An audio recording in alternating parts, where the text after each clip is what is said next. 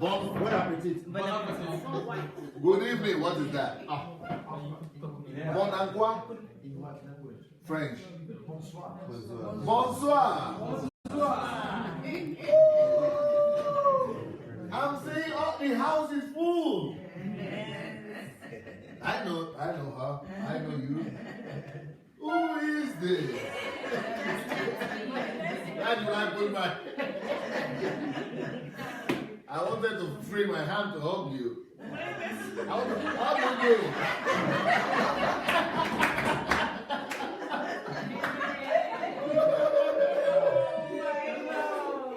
How do you make it happen? Welcome back. Thank you. You came without your king this time. The king sent your daughter. the king sent the queen. With the princess. Welcome. Nice to have you in Ukraine. Now, that is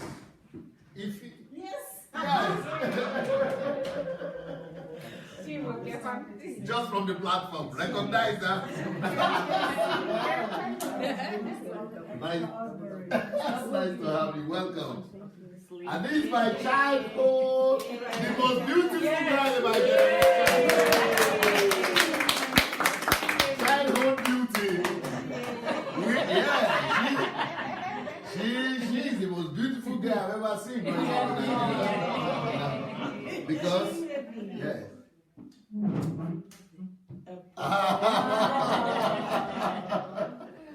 Thank you. And another one from Ufoma.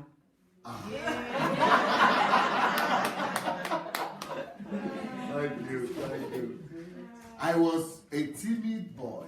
Oh, not again. And I saw this young girl. We were both like 19, or maybe I was, we were both 19. I'm just 2 months older. Yeah. So both 19, and I'd never seen a plane before. Talk less of flying a plane. I guess she had seen plane before. She had been flying. And I was so timid from Indomela, from my little village. And this was such a beautiful, stunning girl, so free. She loosed me because she loosened me up with her life because I was so intimidated, so ashamed. I didn't know how to greet people. I didn't know how to come out of my shell. I was intimidated. I was full of shame and limitations. Village boy. I'd never seen a plane. I couldn't talk to anybody. I'd never spoken English. I studied English. I studied in clothes, but I never spoke it. But here she was laughing as if she knew me all my life. That's me. Losing me up, losing everybody up, warmed the whole place up, and I never saw her for the next 30 years. After that. But I couldn't forget her. Thank you. Yeah. So that's it. That's my story with you. Go back. Yeah. It's all God. So, what's that? That's African food right there. I'm not eating that. All of it is African food. Wow, I'm not eating that swallow like that. In ages. We don't eat that here. But because of this HMT, we got somebody. We have Africans around me now. We have Mayowa, we have... so we have people now trying to make things, bring me back to Africa, and I'm getting ready. I'm getting adopted. Adopting myself to African food. But this one is good because it's without pepper. So it's good. You don't like pepper? No, I don't. Because you don't eat pepper. We don't use salad with pepper. We don't eat salad with pepper. Little chili. We like do chili. You do chili? Yeah. Well, I think we need to bring pepper for them separate to put in their own dish separate. It's too shy. Nada prinisi in chili. In a pellets. So Father, bless this table, bless this food, and let your name be glorified as we treat ourselves to a dinner. In Jesus' name. Amen. Bon appetit, everyone. Bon appetit. Okay, go for it. Go for it. Let's go on the attack. Who goes on the offensive first? I have to learn. I have to see how you would do it. Then I follow after your footsteps. Yeah. Well, I've tried now. I've tried to.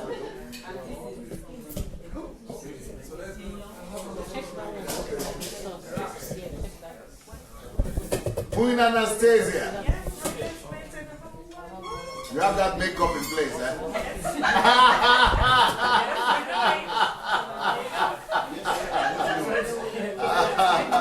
I do. Shift this one a bit this way.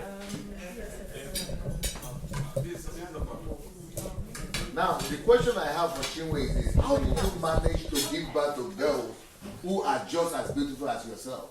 Have you seen your children are girls? You can't believe it. In fact, I'm going to look for them now. I'm going to look for them. How do you do it? It's like you are doing cloning on me, eh? Clowning or cloning, whatever. Cloning. I think you are doing cloning. You must be in the cloning business. You're not used to. Chinwe is in clothing business. That one is so nice. So you can put it just right. It's only God.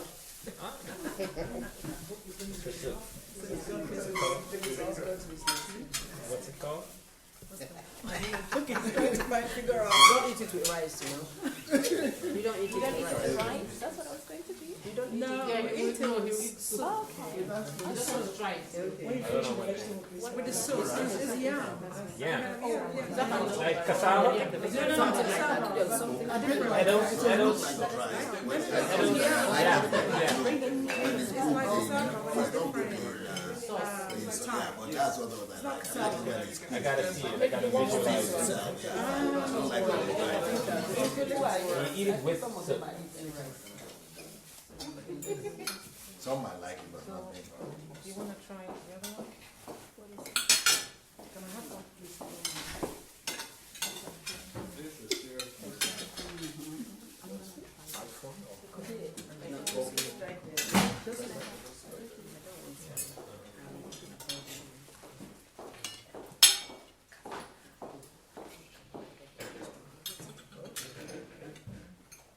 There is also a stew. You read this is too, eh? Ooh, wow. Yeah, this one looks like something that I would like to try out. Yeah.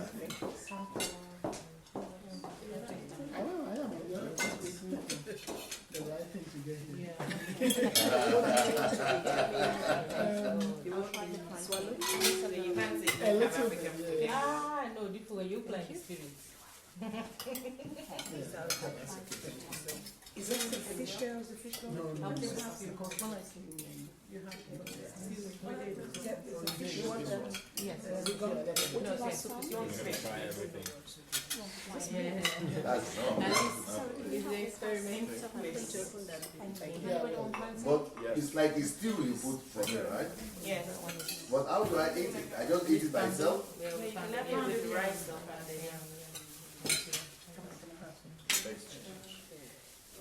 He wants to have some here. Yeah, I'm going to. I know you don't like it.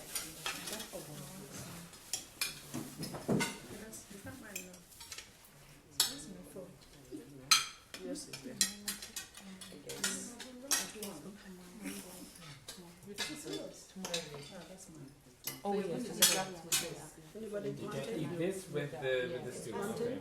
Yeah, I would like that. Well, A little bit of that. I have a question for you ladies especially, and men too. To have children, is it a risk worth taking? Yes. Not for Who everybody. said yes? I did. I did. Who said yes? I did. I did.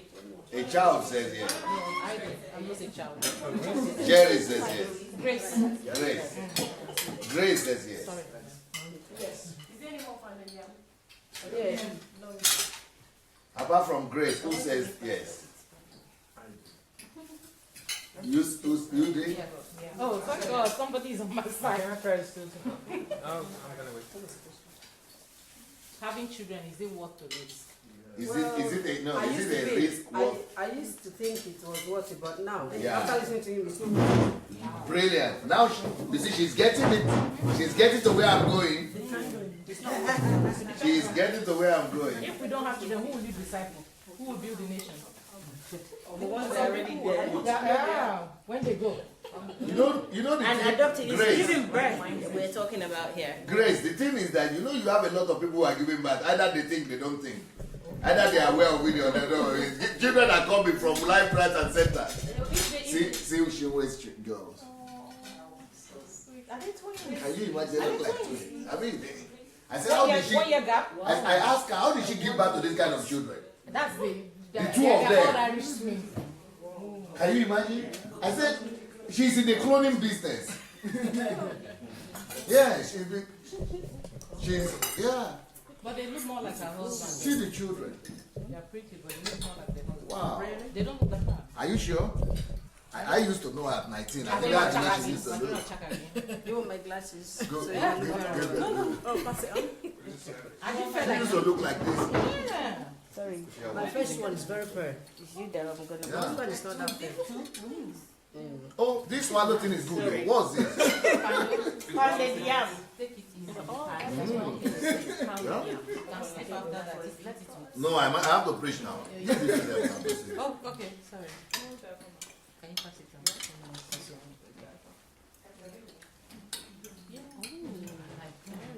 Are they not pretty? They are hot babes. So nobody's body would right. They look like you. Yeah. You have your eyes. That's why I'm saying that Shinwei should have to tell us You have your eyes. Your eyes. if it's worth it having children. I think she's the one who is be able to do it. Give it to her. She wants to say. Yeah, Yeah. that's a show people. That's the Sunday. I hope your children will not be mad at me that I may show them from the world to see them. Okay, who else? They should be glad. Have you else seen it? Bukola want to see them.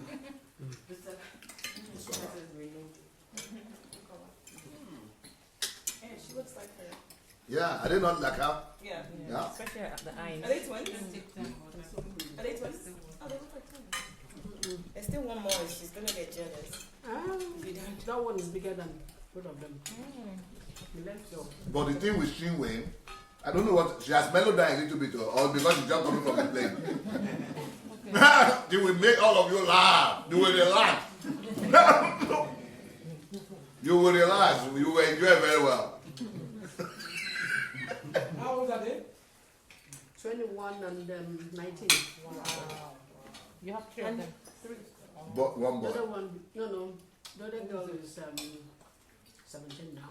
Okay. The younger. And then the little girl, Okay. 11. Okay. I'll take it out. Oh, yeah, then take Charge everything. it, yeah. No, not charge, but just take everything. Wow. Now I forgot about rice. So with this thing you are giving me. What do you call it? Swallow? Pounded yam. Pounded yam. Wow. This is much better than rice. They've not been giving you pounded yam? No. This manka. Manka. Mana. Very good soup. We didn't have opportunity for that those days, so we use egg Mm-hmm. To mix. to make the sauce.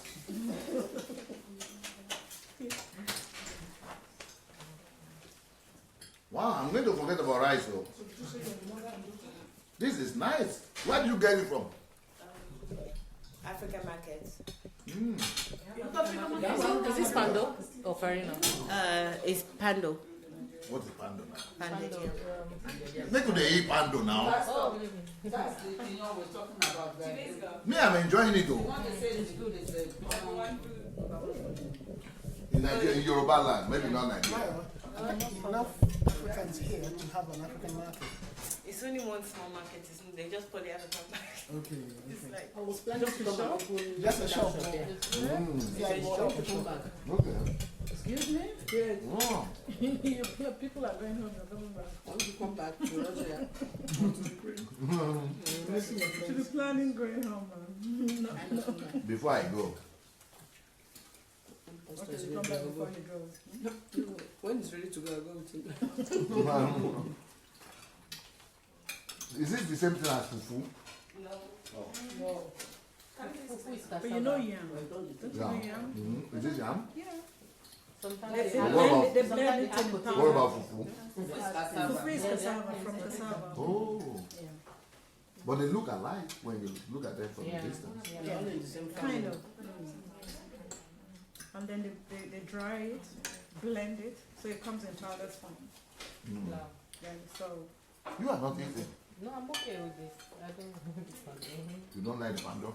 You say weak when you Mm. yeah. Sleeping tablets. Yes. That's why I say you will sleep if he pounds on this thing. Wow. But you need it because you use a lot of energy. I didn't know this. So maybe. Why you never try this thing at home here? Try now. We just try to train you into this jetty. mental induction. My wife doesn't even do these things anymore. But sometimes she does some just for herself. But the children do it. I don't know.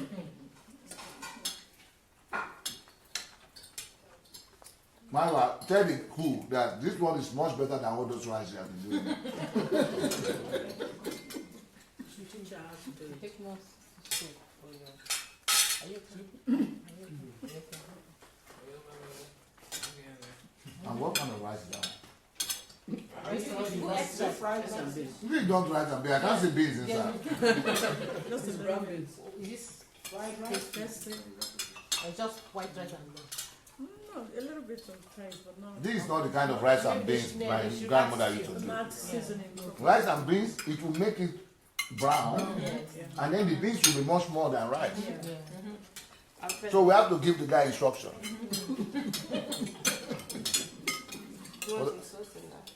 I don't know. Maybe you is it not the same thing you are giving me before? Yeah. No, if you want to give me anything, it has to be something else. Like the difference? The other Yeah. Is it in the bottle?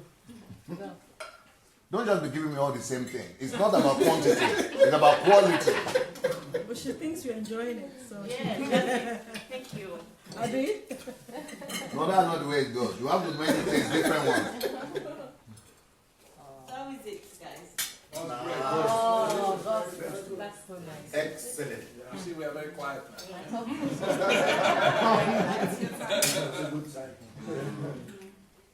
Can you pass me the chicken? And slow down, men on the road. Walk men on the road. Yeah. Make una chop or make una no shame. Take over. You have a long week ahead of you. Sister Abiola, what do you call this your grain? Ah, this your grain stands out and just evaporated all of us.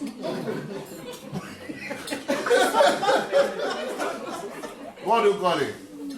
You have a name for it? What's his name? Sister, what's the name? I don't know. It's a shiny grain. Shiny grain.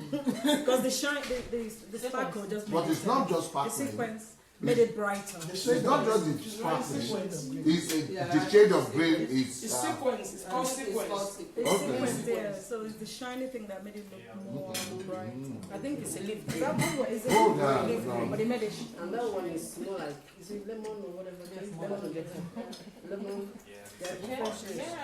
apparent green. First one was a test. Grain is only European grain. This one. I'm a green. The only been mellowed down. It's a hot Pepper, paper. yeah. It's not so hot. No, hot. No, they want the hot. They don't bring not so hot. They only bring hot. Yeah, no. Bring more hot. I see where now. Bullshit like that. I know. Like an equal. Yeah. You're okay. You're okay for finish. Pastor, don't you cook yourself? Don't you cook yourself? No, Never. no. You don't know how to cook your own type kind of food. African food. Yeah. When I was in Africa, I used to do that. But since I came here, I wanted to retaliate for my poverty.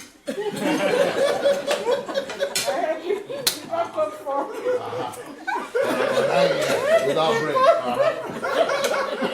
My children laughed and they couldn't hold it.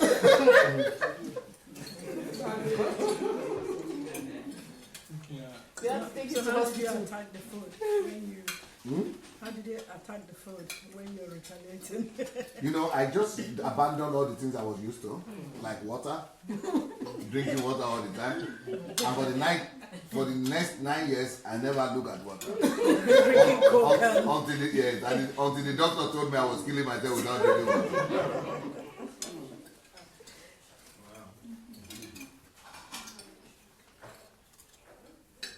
But for the food, it was finished. Just go to the canteen, to the restaurant. So you never felt thirsty for water for 9 years? No, I was drinking all When kind you've been of. drinking it for years from Nigeria. I had reserve. Dirty one. I had too much reserve. And dirty water for that matter. Dirty water, I'm from the river. But that is what lack of education can do for you. Ignorance. I never knew water had a significance or had a relevance for the body. Yeah. Because people still in my village, and not only in my village, in villages, they still think the drinking water alone, that is a sign of poverty. Not, it's not only me that drinking it like that. You go to KFC, that means you have some level of not knowing that this thing. Okay. Meanwhile, the white people want to go back to our original native. No. They call it organic Food.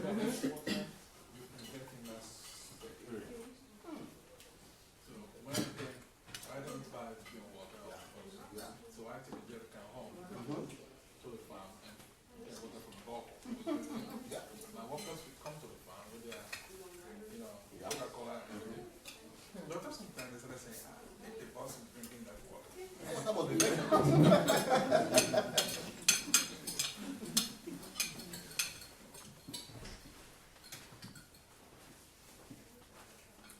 I never You knew. like it? Yes. Oh, that's I never knew that water is more a blessing than Coca-Cola. And I never knew that water is better than juice. But in Africa, if you tell somebody, give them juice or water, they will take the juice. That's why I started. We all like sweet things, but we don't know the impact. No. Well, people are becoming But maybe because even if they don't have water in their home, they might not have juice. In their home, yeah. You know? So when you have this, that's a privilege. I can use it now. But I may not have it again. Yes. When you go to the party and they serve Five Alive or Martina, oh, you must be a rich man. You know, they're offering this standard in the area where we were in the services. Just a little of sugar and something. If you get this Malta Guinness, that's sugar. Danko is their friend. Because of the nature. Yes, we were looking for sugar-free stuff. Yeah. Sugar-free drink. So when I got to Nigeria recently, the last time I went there, they were giving me all kinds of juice, Sprite, Fanta. They think they are different. And then they gave me malt. So everyone was a malt. Malt is good, you should like malt. I said, but all of them are poison. What? All of them are sugar. All of these are sugar. Poison. I never knew that, but my people are still living in ignorance. Well, they were honoring you with that sugar. Yeah. Ah!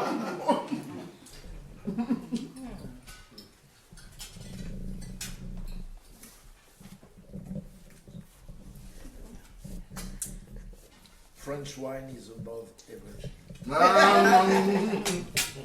French wine, yeah. Yeah. grapes. Made from grapes. Yes. No sugar inside. Natural. Yeah. We have palm wine. Palm wine is better than grape. Yes, Palm. Who wants pepper? Yes, alcohol a little It has a bit. very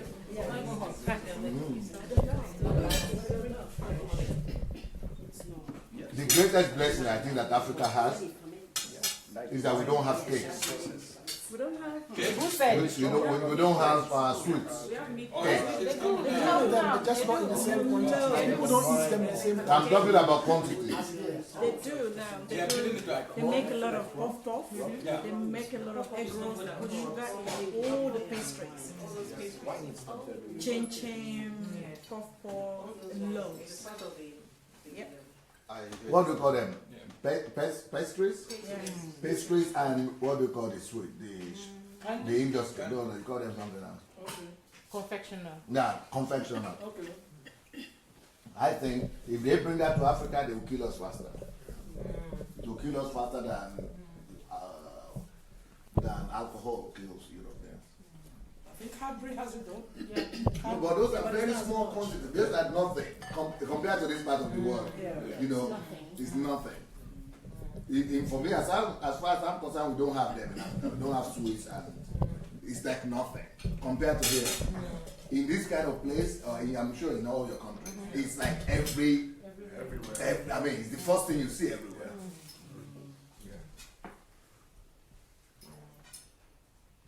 That's why children have obesity. high-level obesity. Yeah. And if you notice, you'll see that a lot of the black kids in America have that obesity. Yeah. Okay, you can say toothpick then.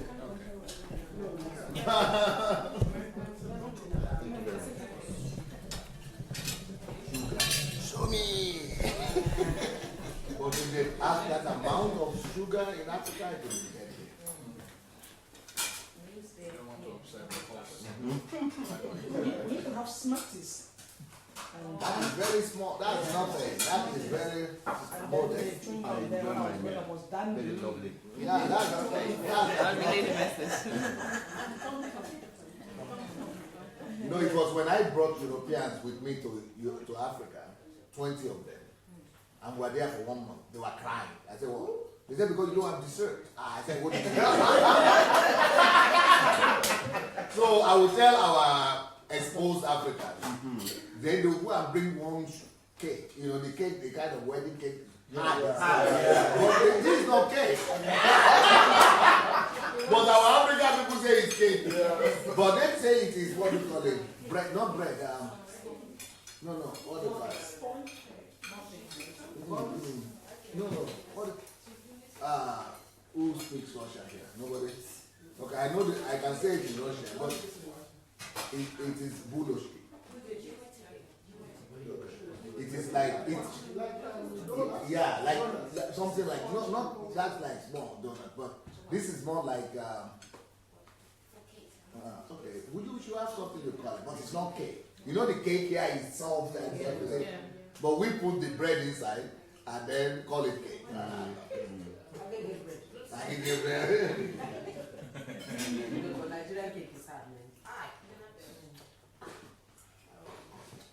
But it's safer though that way.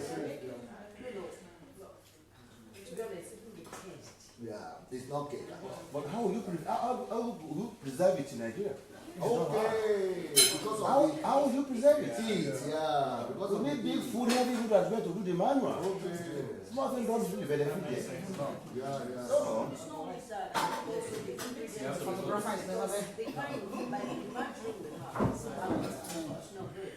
Where's my iPad? Your iPad. Yeah, please. Well, people that make cake. I thought you were going to put it near me here. Use better water, some butter that melts in your mouth. Yeah, that is real. That is real. That is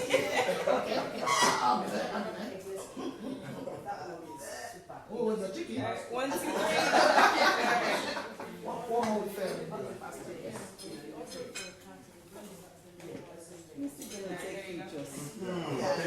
I remember that in Nigeria, at one of the team, I had a team member that was having his birthday. We were staying in a hotel, and he was having his birthday.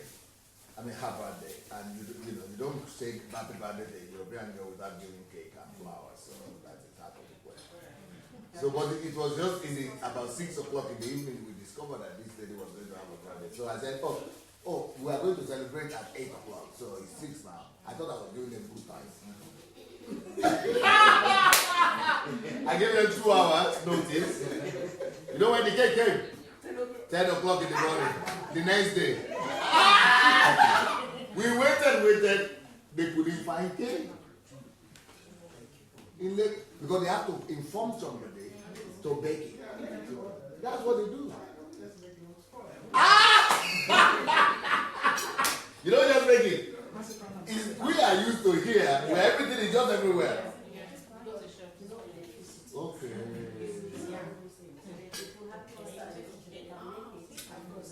I see. Reservation.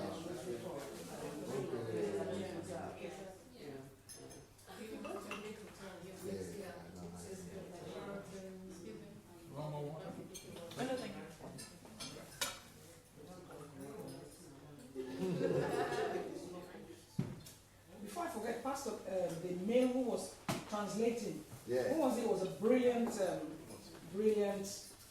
translator. Is that so? He was.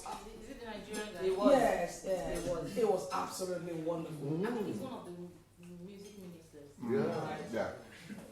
They, Those people are not from this church. They just came today. They have their own church. yes. So we have 40 churches like that. all over the Okay. city.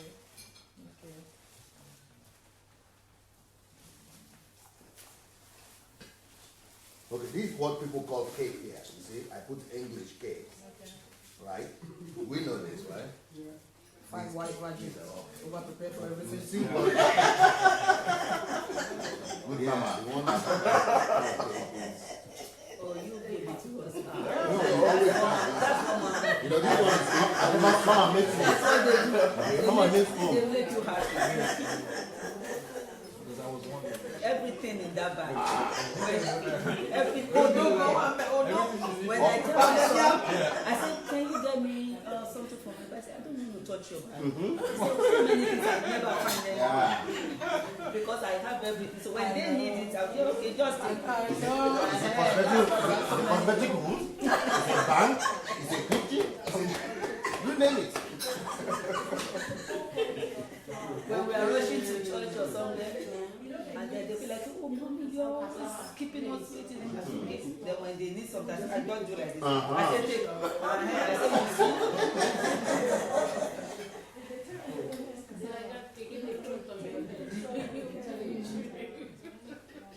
Also, women always apprehend, they look forward to things. Yes. I look at it, very visionary. A woman, usually, you have to say, oh yeah, I have this, yes. I'm like, oh, how do you remember to do that? Don't worry. Yeah, that's true. Men are kind of always hard. Now, focus, this is what I'm doing, what I'm doing. But women, Is that so? multitasking. I see. So they actually want to produce like the. Okay. They use what they have. Improvise. That's a good one. Improvise. Africans are very good at improvising. Yes. Okay. But they don't do it properly. They don't. That's the problem. Even when they improvise, they don't still do it properly. The intention is. And they don't wait. They don't take time to look at it properly. Yeah, see to how they can study do it it. well. Yeah. They're very innovative. Yes. But you Innovative. know what? They are not diligent in doing that. Yeah. They're impatient. Very impatient because marriage is about the money. Yeah. Let's make it. Yeah. But not produce something that is You know that of quality.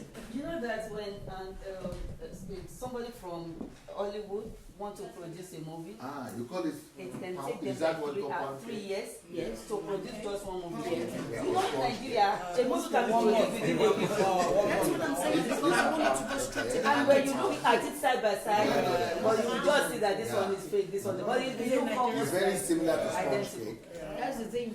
So that's why they need to. This is what Pastor So what we do is not similar to Value. So they are ready. even carpenter. If the carpenter does your door, all your clothes will tear. Maybe the bank. Because once you run, no seriously. Yeah, but they think it's cake they are doing. They are great. Tatiana. There's no perfect. I make more. at the same time. That there's an antivirus Saruski. No, we're not ready. Because if we make We would all the Robert Craig.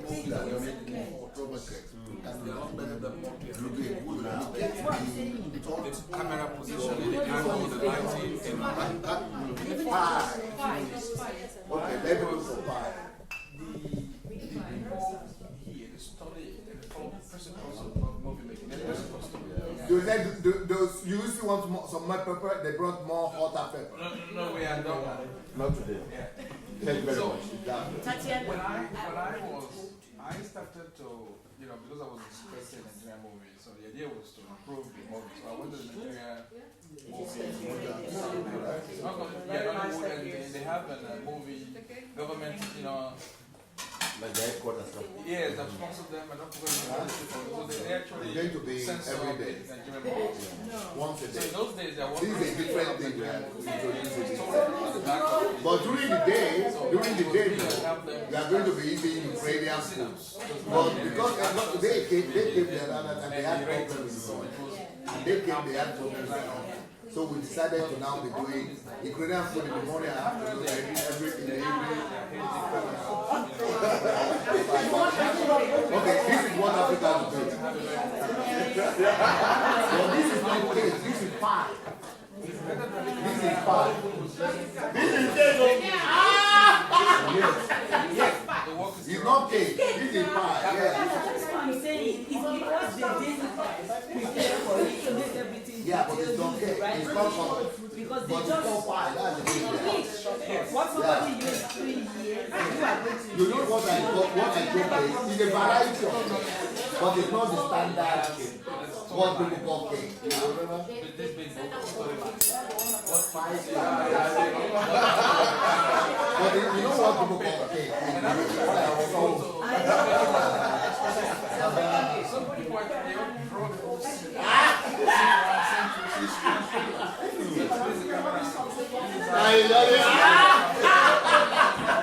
So when you are somebody, everybody knows but it's not the standard story about pastor and what European call cake. Just like that. so right, man, I've done that.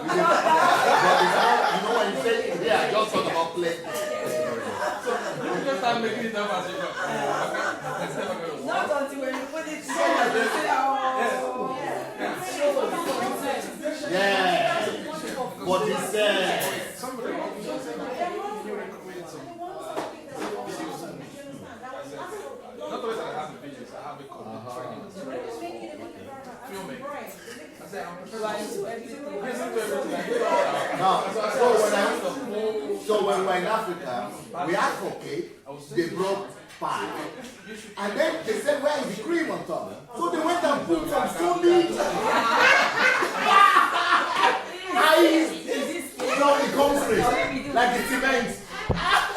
They cemented the whole thing on top. Yeah. So I said, but where is it? What is it? Where is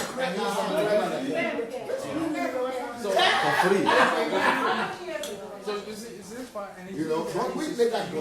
Even that was 8 years ago, but we got Make movie. in And even Europeans will love it. Yeah, invest in They don't want to go. Sheraton. So that's why I say they are not ready yet because they're always in a hurry. So somebody told me if I make 1 week film, So when we go to Sheraton, we had like at home. so we'll sell and make money. Quickly. But James Cameron spent 10 years making Avatar. And he made 3.8 billion. Yeah. for 1 film.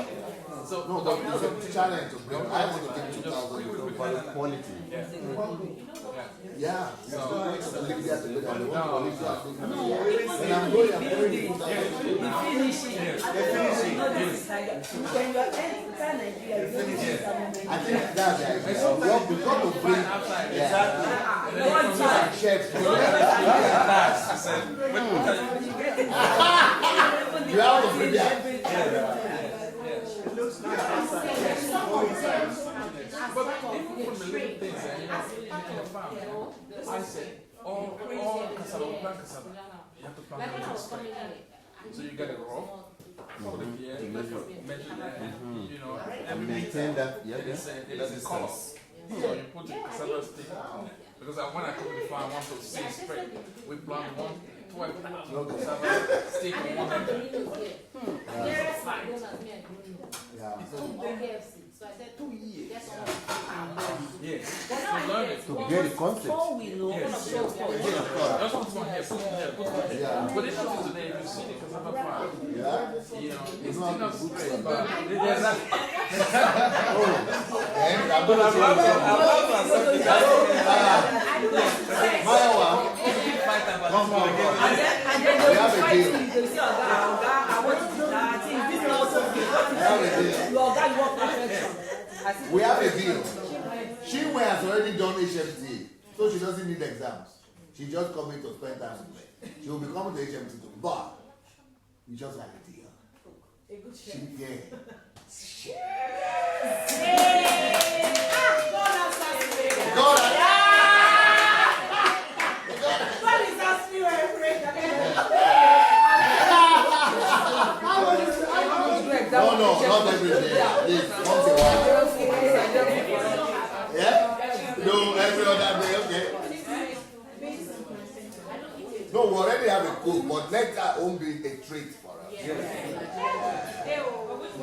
The one day in 3 days. She will do whatever she wants now. She will go to the shop and get what she wants. Do pepper soup for a start.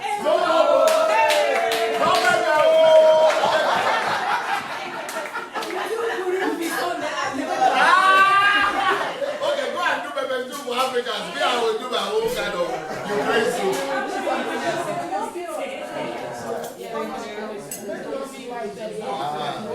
Sister Chima, you do tomato soup for Yeah, yeah. Even to today, I have programs from Then I'll do the chicken.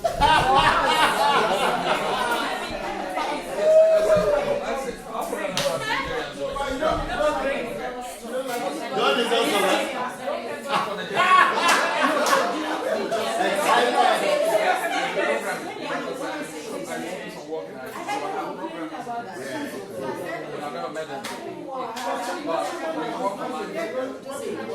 But the good thing is you bring ideas. because the program is so that after they will come from, they will come to that look for and start stealing your stuff.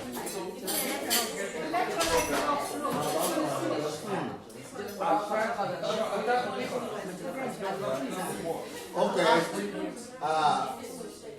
My one. Do you want to give one of them a job while you are busy there to be taking care of the camera? Because I want us to make it more formalized.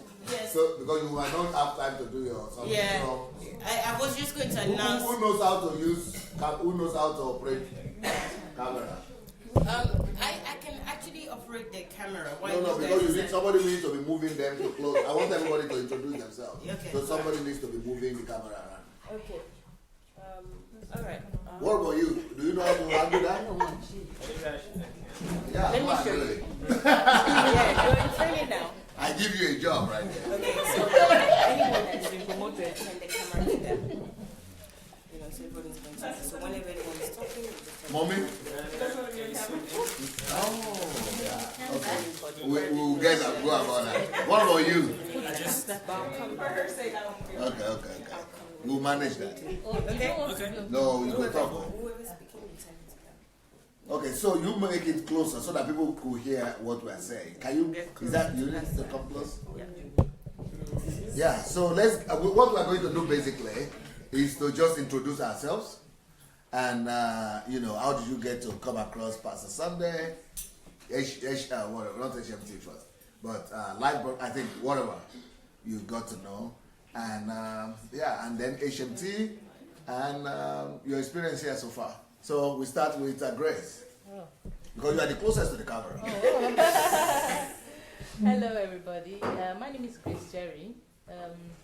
I think a long time ago they interviewed DSA on Revelation TV. There's this Pastor Yemi. Yemi, yes. Right. That was the first time I saw him, and but I don't think that then he had any YouTube as he had. No, yeah, so this year as well, I reconnected and started watching him on YouTube and the live broadcast, and it's been an awesome experience. The best way I can put it is that the girl must be the girl. The girl must be the girl.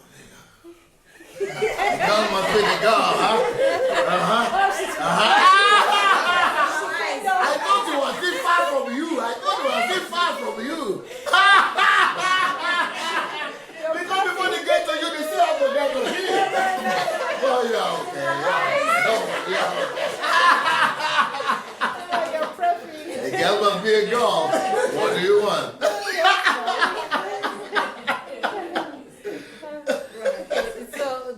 I can explain it is that I knew there was some puzzles and some missing pieces amongst the puzzles that I had. So listening to DSA was like getting those missing pieces filled up and connect together. So what are your favorite series? Oh, you don't have one yet? Oh, I have loads. Confidence. What did that do to you? Oh my goodness. That was when you went into details about I think what you should do really is to make the legs come lower, because down you are looking from her, you are the giant and she is sitting down, so it's not fair. And just, you know how to do that? Just make the legs lower. Yeah. You don't know where the legs are. Yeah. You got to let your countryman help you. That's the leg. Yeah, you got it now. Just close. Yeah, that's the leg. Is this live? Yeah, now you are talking. Yes. Now you got it. Is this live? Yeah, that's just good enough. Okay. People are responding already. Now you got it. Okay. Oh, it's too low. Okay. No, it's It's okay. too low? It's okay. Do you think we need some light? Yes. Bring the light now. Let's go. Because I don't want you to make a beautiful girl into an ugly girl so that they blame you for it. Because you didn't put light on her. I would not like to take that kind of blame on myself.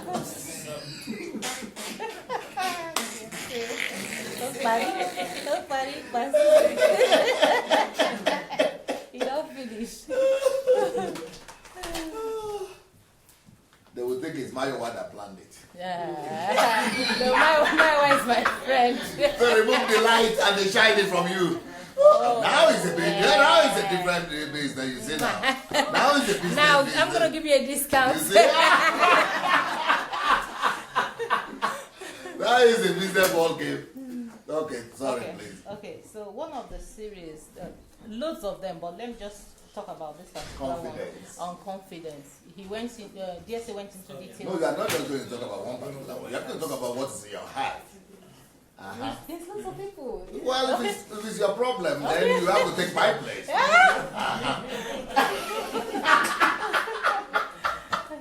Okay. So this particular series on confidence, DSA went into details about his childhood and things he suffered when he was a child. And you know, we all can see people around us, but we can't actually see ourselves.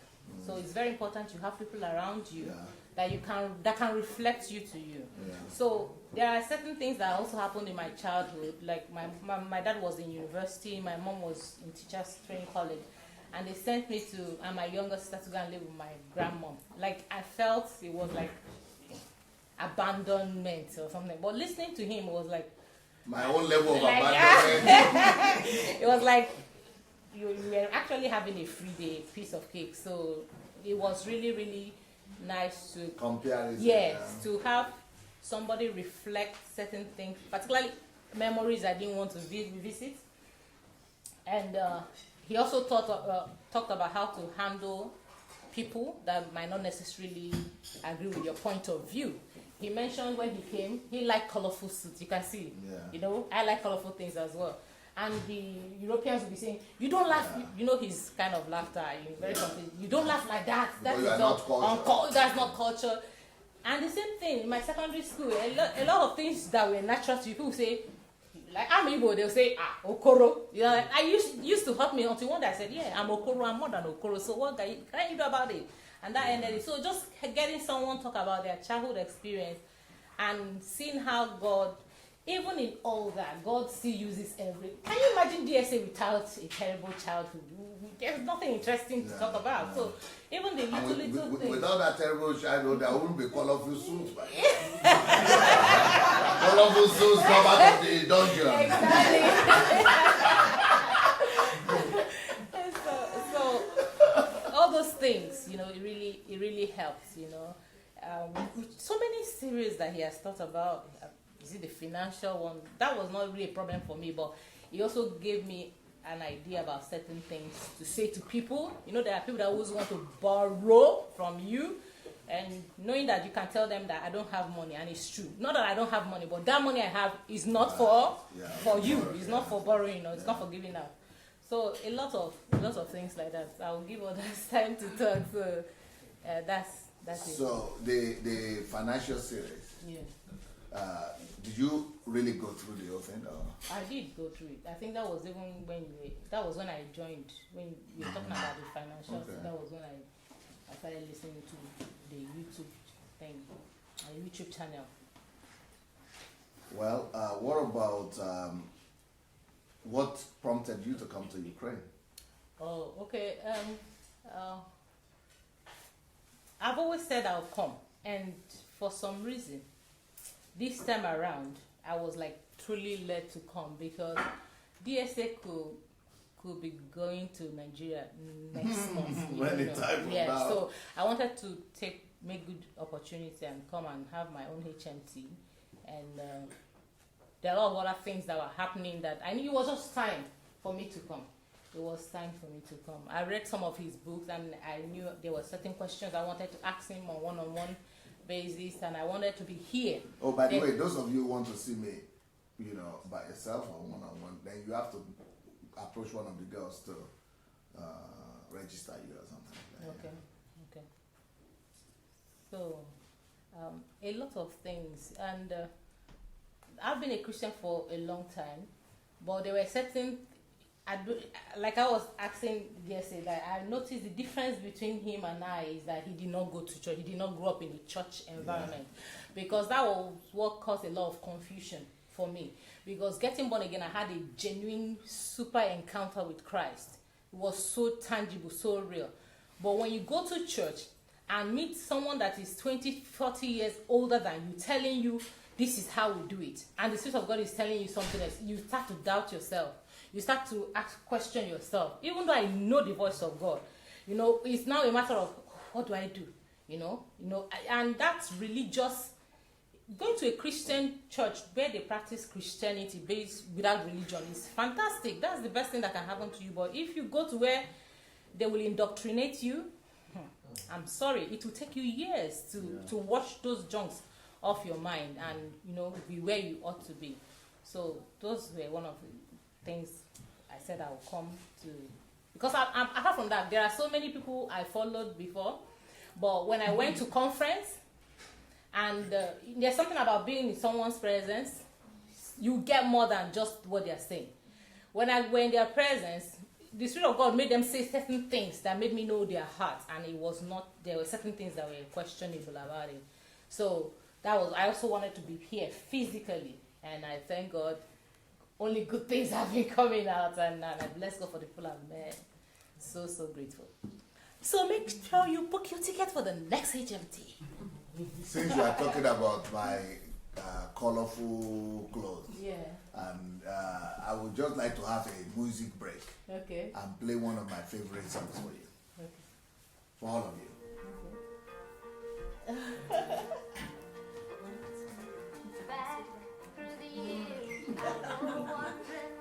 It's not spiritual, eh? Lots of many colors. Because I'm real. This is my life.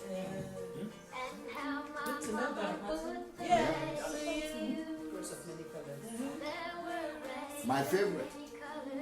So some of people who are watching will say he's not born again. Congratulations.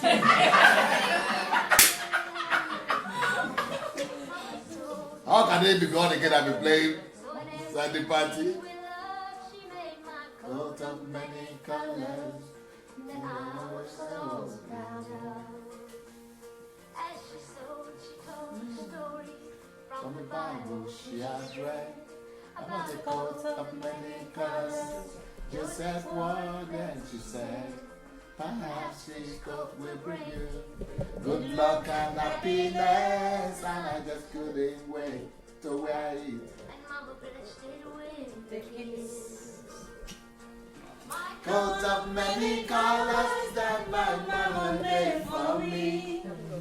Made only from rags, but I wore it so proudly. Although we had no money, I was rich as I could be. In my coat of many colors, my mama made for me. so with patches on my legs, holes and broke my shoes. In my coat of many colors, I hurried off to school just to find the others laughing. I'm making fun of me in my coat of many colors. My mama made for me.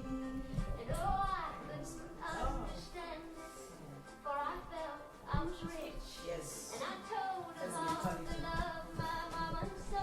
Don't cry With now. every stitch. And I told them all the story. Mama told me why she sewed and how my Coat of many colors was worth more than all their clothes. But they didn't Understanding that I try to make them see. Life was only poor, only we it used to be. It's in the mind. Now I know we had no money, but I was rich as I could be. In my coat of many colors, that mama made for me. Busola, you are like me.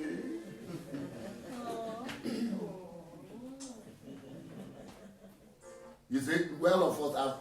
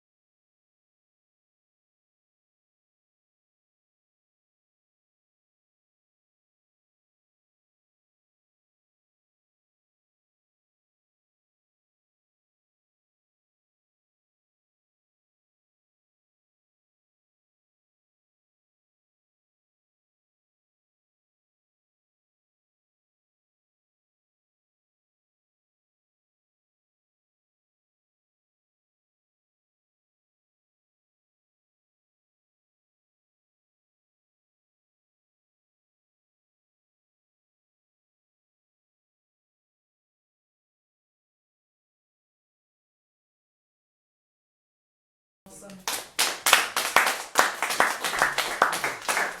So the Russians couldn't get rid of my coat of many colors, and they would not. They won't. Nobody.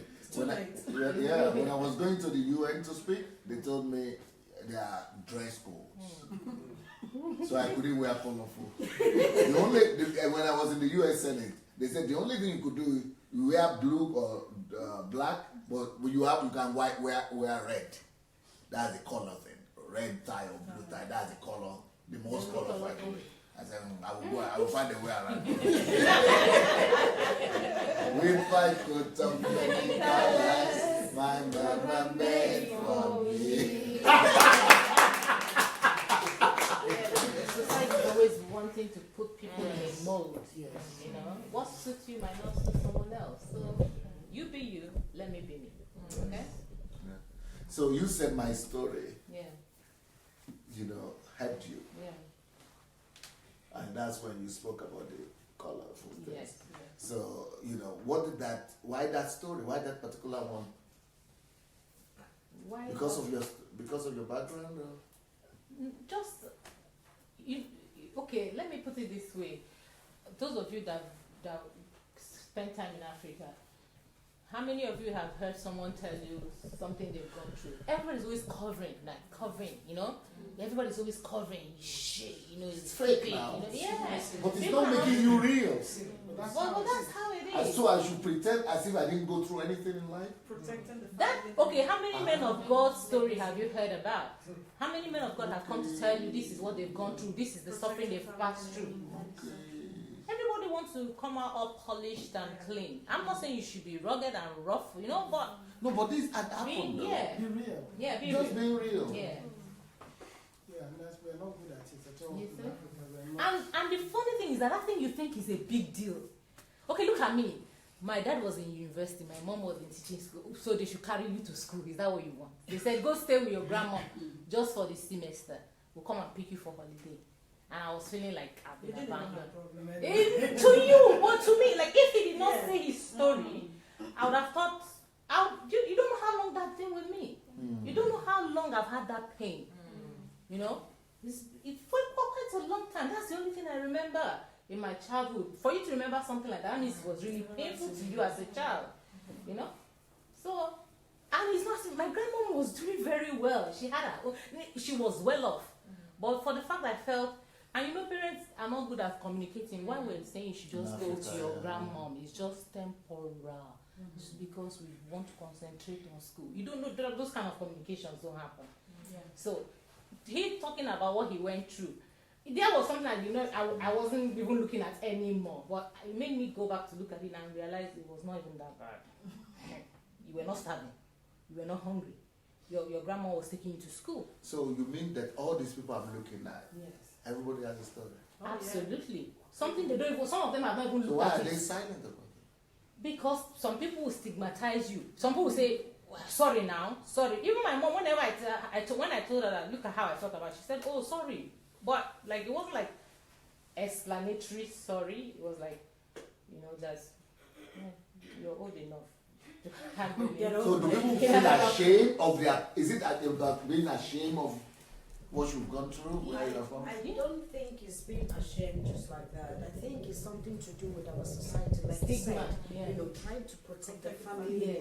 You don't want to go there and tell them, it's bad and things like that, Well, to be honest with you, it is now that I'm having children, or that I had children, that I began to realize the need to explain things to them. Yes. Okay. Children, they don't explain anything to you. You just have to do as you're told. Yes. That's the mentality. Yes. And you don't ask questions. Like you said, you encourage people to ask questions, which the children now, they're asking questions. Yes. Even at that, some of us at this age will say, yes, because I said so.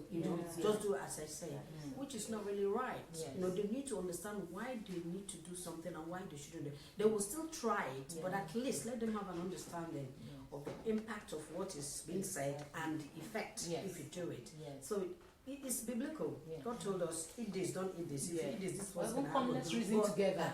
But we don't do that. It's the same thing. The program you're doing now, this year, or send whatever, what is it called? Syncretism. Yeah. Is actually what is killing us. Yeah. It is the truth. Yes. You have a story, like you said. I have my own story. I started living in boarding house from primary 3. Oh, I went to secondary school and it was no fun. From primary 3. For boarding house. Primary? Yes, 3. Maybe secondary school too. No, Primary. 3. Do they have primary school? Boarding. I didn't know that they have one in Nigeria. Private primary school in Surulere. Yeah, because my dad was working with Shell and then moved to Briscoe. My mom was really sick. That was how my mom started going to all these churches looking for. Where? I was the only child. Nobody to look after me, the only person. It's like my dad said, you know what? We live in Apapa and I go to school in Surulere. So every weekend they'll come and pick me up. And from there, I was now thrown to secondary school. That's why for me, I don't care. Everybody's my friend. Maybe that's how I developed my character of being friendly. Everybody was my sister, was my friend. I went to a girls' secondary school. Yes. So, you know, in that situation, I have no choice than to relate to other people as my sister, you know, well, no brother, but, you know, this kind of thing. So it's something you see around you. I had relatives. That's another story, you know, like everybody has a story. Yes. I have relatives. Some of them, I lived with them for a little while, but I didn't like what I said. I ran away. There's somebody who said to me, you don't stay one place. I said, yes. Because anywhere I feel uncomfortable, I don't stay there. So I moved from one auntie to the other, until finally I said, I want to live in boarding house. That is how that started. So there's so much, you know, there's so much that people No, but do. you could enrich the world even with your experience. And many people might be going through similar things in Africa. That story could give hope to. Just like this story now. And just like Anastasia, she has a beautiful series on her story. I would say that I think the greatest mistake for our parents is that it's a non-communication. Whatever you're going to do, speak to the child. And I think I mentioned that in one of my broadcasts. Let the child, and even if they may not understand the totality of what you're saying, but say to them, okay, like Anastasia, we're going to be sending you to grandma's place, okay? Just for a little while. We need to sort things out, and mommy and daddy will come back for you soon. Say that something will register with the child, but just to take that decision and go and, to me, it's dumping. That's what happened to me. Dump the child with the grandma. You're looking for mommy and where's mommy and daddy? Where is this place? And let me tell you a very how this damaging it was to me. And I'm not going to go into details. You just have to go to YouTube. But I ended up, I think it was 2010. So I knew that something was significantly wrong with me, but I didn't know what it was. But at that time, in 2010, I told my daddy God that, you know what, I need help and I want to go and seek for counseling. I want to go for counseling. I didn't know what I was going for counseling for. So God, being so good, put circumstances together, and I met this ministry that could go for counseling. This is my first time ever being for counseling. So anyway, when I got there, obviously the usual exchange of pleasantry to make me feel calm and everything. So it was a white guy in his 60s. And so he said to me, Anastasia, so why are you here? What do you want me to, what do you want me to do for you? So tell me your story. So I took him through my story of, and then it's happened, the damage or the collateral damage was when, so basically what happened was, one day, without mom and dad saying that, my parents are divorced, and they said, you're going to go to Ghana. It was the head teacher that told me that. Not even your parents? No, my parents. Your head teacher that told me in that office, called me up and said, your parents are going to take you to Ghana. I was born in the UK. I'm not going to go into details. I will be here forever. So, it happened. It was 3 of us. But guess what? In 2010, I said, I didn't know what it was. Something just wasn't sitting right. So, to cut a long story short, so I told him my story. And From being in the UK, born in the UK, to being dumped in some village with some no condition, no living condition. No, totally. Can you imagine the damage? So when I got and your parents didn't even tell you where you are going. No. Your teacher had to say. The head teacher, his name is, I remember his name, he's called Mr. Governor. So basically what happened was that, I explained to the council that this will happen, that I was in the head teacher's office and he said you're going to Ghana. So this is what he asked. He said, Anastasia. This was your best today. So he said, he asked me, Anastasia, so how did you feel? How did you feel? That word feel. How did you feel when this happened? Wow. People, I do not know where the tears started coming from. Yes. I broke down. I wept like a baby. And you know, Suppress the emotion. as I was weeping, I was shocked.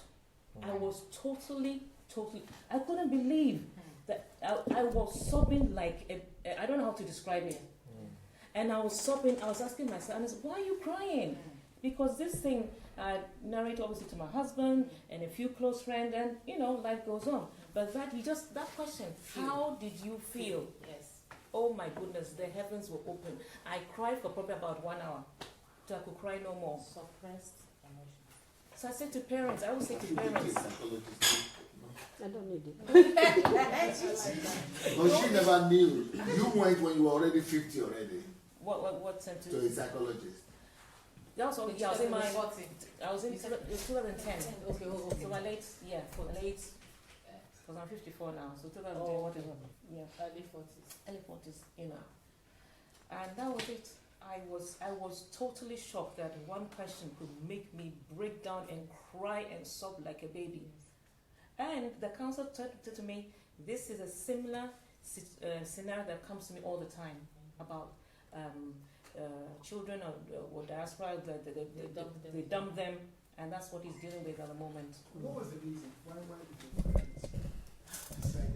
She has a three series. A series. Fantastic. Every human being. The quick one. Every human being has So to go and listen to those so things. from childhood I was brought up by my foster mother in the UK.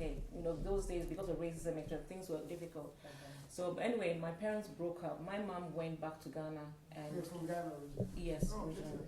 Yeah. So my dad, when we come and visited in the foster home, he just couldn't cope and see the situation. I have a picture. If you see my hair at one time, if you see my hair, our hair. This is obviously because the white lady didn't know how to take care of black. And this was talking about the 60s. My hair was like, like mad person, then they don't comb their hair. Yeah. I have got a picture. I think I showed it to my son yesterday because I was going through my stuff. That's how bad it was. And here, if I'm going to start meeting Dr. Sunday Delagate, when I say he's my best mentor to the whole wide world, people think maybe I want to. No. What's the word? It's true. I want to. What's that word? Flatter you. I know where I'm coming from. Yeah. I know how my mind was seriously messed up. I know where I'm coming from. And today, glory be to God, my mindset, today, his books that I've read, today, my mindset, my goodness, before I came, I think I read about 5 books, and I just didn't know, especially the power of a genius and creative. The creative and innovative power of a genius. My goodness, I was looking at, I never knew I was a genius. Yeah. Because that's not my story. Yeah. My story has been like you're dumb, you're stupid, you're this, you're that, you are horrible. So that's how I saw myself. My mind was, but today I see myself in a very different light. I don't joke with Dr. Sunday Delagate. I'm telling you, I can see my greatness. I can see my in just 1 year. The detox of my mind is phenomenal. It is phenomenal. I have done things that I never imagined I would ever do in my life. Just in 12 months of meeting Dr. Sunday Delagate. I am a new person. Every day I'm thanking Daddy God for meeting this amazing man. Honestly. And I know HMT, this is not the time. There's more I want to really share with you people. That I don't know what your story is, but God can take you from the dumps. He can pick you from the dumps and put you on that royal where you belong. Yes. His books have done so much, his teachings, and I met, Daddy, I call God Daddy God. He's not Daddy God. Daddy G led me to him in August last year. And I don't have the words to describe. I was here, or I've been to Ukraine 4 times this year. And for you to know, to appreciate, I'm the kind of person, I'm a very homely person, I'm a very private person, I don't go to people's houses, that's not me. So for me to leave my house and to come here 4 times, I was here the whole of August. He's a father of all fathers, not Papa. Not Mama, not that one. He loves people. He exudes Daddy God. And I remember, I can't even, the time has gone so fast. Last year, I think it was, and I was praying from the depths. I was in the desperate place. That God, is there anybody that exudes the character of God? Because I've been a Christian for 30 years, and I've been there, seen it on a t-shirt. I worked closely with men of God when they were tying. I've seen it all. But I was hungry for somebody who loves God and lives a lifestyle and also a family. Yeah. And Daddy God answered my prayer last year through Dr. Sunday. This is just the beginning. The best it did. And I just want to encourage people, listen to his messages and his books. She's done it before. She's done HMT. So I want us to do a lot of recordings with her story. Maybe I will be recording some with her. But she has a lot of stories, especially with the books, the experiences. So I want us to do a lot of recording before she goes back. As a result, I brought my daughter. Yay! Some people say spiritual daughter. She's not a spiritual. She is more than, I am totally transformed. And I cannot thank Dr. Sandy Adelaja. You don't, and I say, until you know the depths of the darkness that you've been, will you begin to appreciate what is given? Yeah, that is it.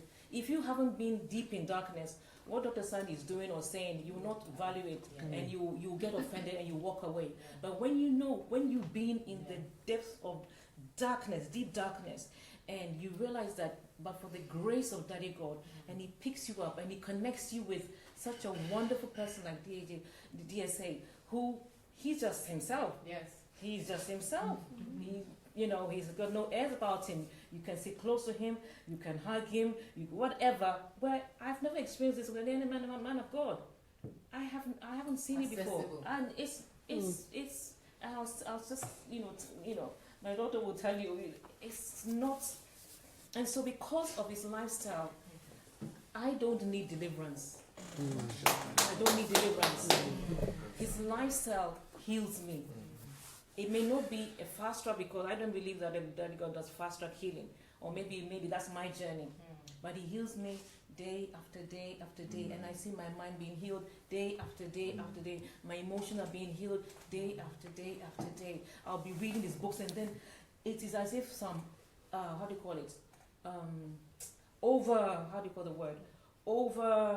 electricity, when it's over, how do you call it? There's a word, when there is overcharged. When I read this book, I can literally feel when how do you call it? When a battery is dead, or a car battery is dead, what do you have to do? You need to charge it, then it will try to respond. But I get a surge of energy, a surge of energy just enters in, and I'm transformed. It just happens, and I feel like jumping and dancing and shouting. And that is why we need to do all those messages with each book, on each book, because many people, I desist from talking about books on my platform, because people are just funny. They don't. Tell them about my books. Do I know who sells them? How much make them? Tell them a little bit about that. Okay. So people just don't know who I am, where I'm coming from. And it's so offensive for people to say, because I want to help people, and mention one time or the other, and mention a book, and people say you want to make money. you say something about it. Okay, in terms of money matters with Dr. Sunday, he doesn't even know anything about money or the sales of his book or social media or anything. No idea at all. And even with his own money, he doesn't even know what happens with his own money. Sometimes I have to sit him down to say, this money does. It's like, well, what's the big deal? Just let it go. I don't even care if you took the money and you throw it away. So let me talk about book sales, right? Book sales on Amazon, the money goes to the staff.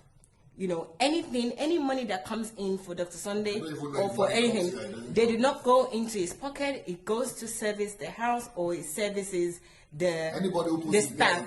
Yes. So whoever is staff, just the person who put it there. Anybody who put it there gets the money. Because most people have they don't, volunteering here.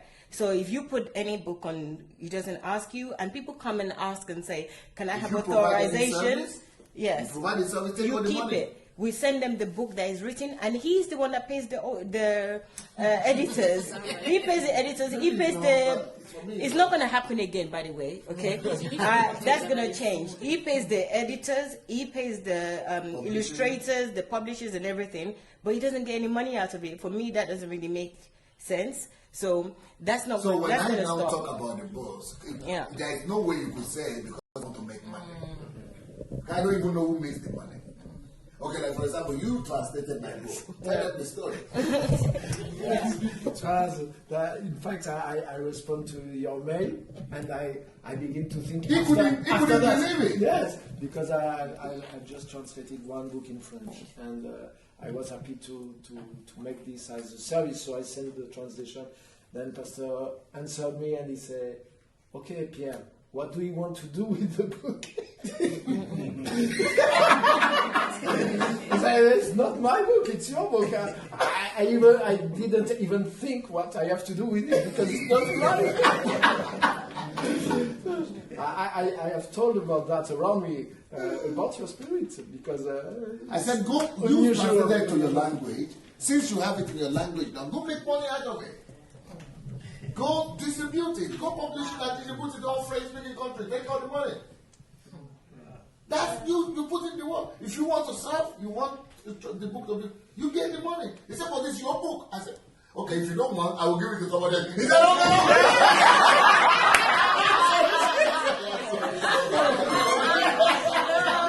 "How was I going to give it to somebody else?" He didn't know that it's so. He didn't expect that. But I don't, I just want the world to go out. Go ahead. That's why I tell people on platforms, go get my messages, put them in CDs, package them. If you can package them, get all the money. Sell them free or sell them, take care of your family. And that's what somebody else has done. So somebody in England that is making a good money out of it because it came at a good time. He packaged all the financial series. Put it another day. Even though it's there for free on YouTube, but people don't like doing free thing. But he's making good money out of it by selling it. People want to buy it. I have a question, please. Yeah. Yes, sir. Tell me the truth. Honestly. What is motivating you? What's really motivating you? Why do you get What's motivating me? Yes, sir. Definitely, because I will not even ever think about money. Not because I don't need money, but the reason I will not think about money is because I think it's sheepish for me to want to serve God, because I want God to pay me. Because I think, woe unto me. I'm like Paul. I'm thinking like Paul. Paul, I cannot imagine Paul saying, they are inviting Paul to come and preach in Corinth. And he said, "If you don't buy my ticket, I will not come." He said, woe unto me if I will not do it. If I will not preach. Because with his own ticket, he will go and work as a and still use his money to go and there and do it. And he will say, woe unto me if I will not do it. So today, yes. I'm sorry, people that are supposed to be representing Jesus Christ, they will say, "I will not come because you have not bought my ticket." Or because or honorarium, you are not going to give me some honorarium. So that means I'm a businessman, or I'm serving myself. I don't know, my own understanding of the Bible is different. So if I preach the gospel, right, and I know that it is the gospel that is my mission, I want the message out, and I'm ready to pay my money for the message to go out. But now you are now coming and saying, "I will translate it to French." I'm not even paying you for it. Don't you deserve to have it? I don't need to have money from it. You put in some work, go sell it, take care of your family. Because I would have even paid you to do that. Okay, for example, for my birthday, I paid $40,000 just for people to edit my 50 books. And I've not received $1. I don't even know where all the money comes from sale. Because I am happy that I'm able to give the book out. I'm able to, give people, produce it and let it get to somebody. This is what I'm living for. I am here to be a source. Okay, some people, when I started doing the live broadcast, people were calling me, when can we send our tithe and offering to you? Or can we give you some blessing? Or let's do some offering once in a while. So one of them that did that, I said, okay, Eric. So he said, I have the money, we are under your ministry, so we want to be giving tithe and offering to you. I said, okay, have you got that? He said, yeah, I got that. I said, look for any need that is around that need. He said, me and myself, I have the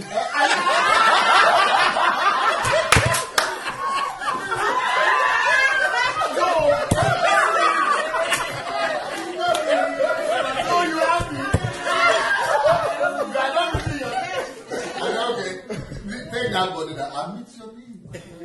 And now he's able to start a business, use that tithe he wanted to give me, and he got up with that because every month all the money was supposed to be coming.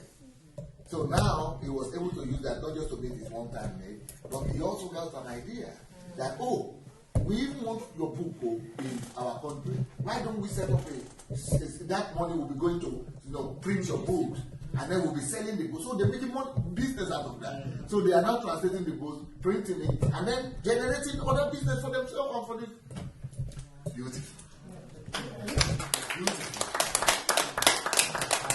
Sorry, please, I don't want to dominate it. There's a message I want to bring out from this story. I traveled for the first time to Paragon, Nigeria in 1990. I got stuck to the place called Onisha, and I couldn't go to where I was going, so I had to sleep over in Onisha. On the bus, I was so much afraid because of the kind of story they used to tell us that if you go to Igbo, Igbo will eat human flesh. So that night, I thought I was going to be eating pepper soup. On the bus, when I would look at the time, it was getting dark. I began to pray in tongues because I was much afraid. A man was sat beside me. He joined me in praise worship. But when we go to place, where we say we're not going again to Paragon. Everybody come down here, go and for we have to sleep. The driver said, "Well, man, I don't have any glory. You can sleep in this shop where they had bags of onion and all manners of rubbish. But it's safe for you to sleep there." Oh, I thank him for giving me a place to sleep. About an hour later, somebody knocked on the door. Say, "Yes, I know. Tonight, I'm going." I went over there. It was knocking. I opened the door. I said, "Who are you?" He said, "Are you not the man that came with first natural motor from?" I said, "Yes." I said, "Okay." Then when I got home, God told me that you are not supposed to sleep on the onions. That a child of God should come and sleep in my house. I said, "I don't need to sleep in your house, I'm afraid." He said, "No, come and sleep in my house, everything will be okay." I followed this man to his house. Very immersion. For the first time, I slept in a room with AC. I never slept in AC before. But in the house, just this man and one house girl. No wife, no children. Say, I'm becoming a ritual now. This man bought fufu, egusi, and I said, if I would die, I will eat this. I thought it was going to be the last supper. So, last one. So the man went to his room. Anyway, I slept off. In the morning, he came in to wake me up. "Yo, you are going to Krakow, you are going to check your boss." "Let me talk to you, man." Somebody want to say, "I was afraid of you. I thought you were going to eat me up." The man also said, "Well, we are told that you people are very wicked people. I was afraid." But when God said, "Take care of this man," say, "God, wouldn't this be my last time to help people by life?" So he was afraid of me. I was afraid of him. But my story is, he had one glazed item on the wall, which I want to give you. It says, if I do you any good, don't thank me. Go and do likewise. I read it, I copied it down. If I do you any good, don't thank me. Go and do likewise. The message is this, everybody. Some of us have come to realize the truth being given to us freely, paid for by someone. Please go and replicate it. Amen.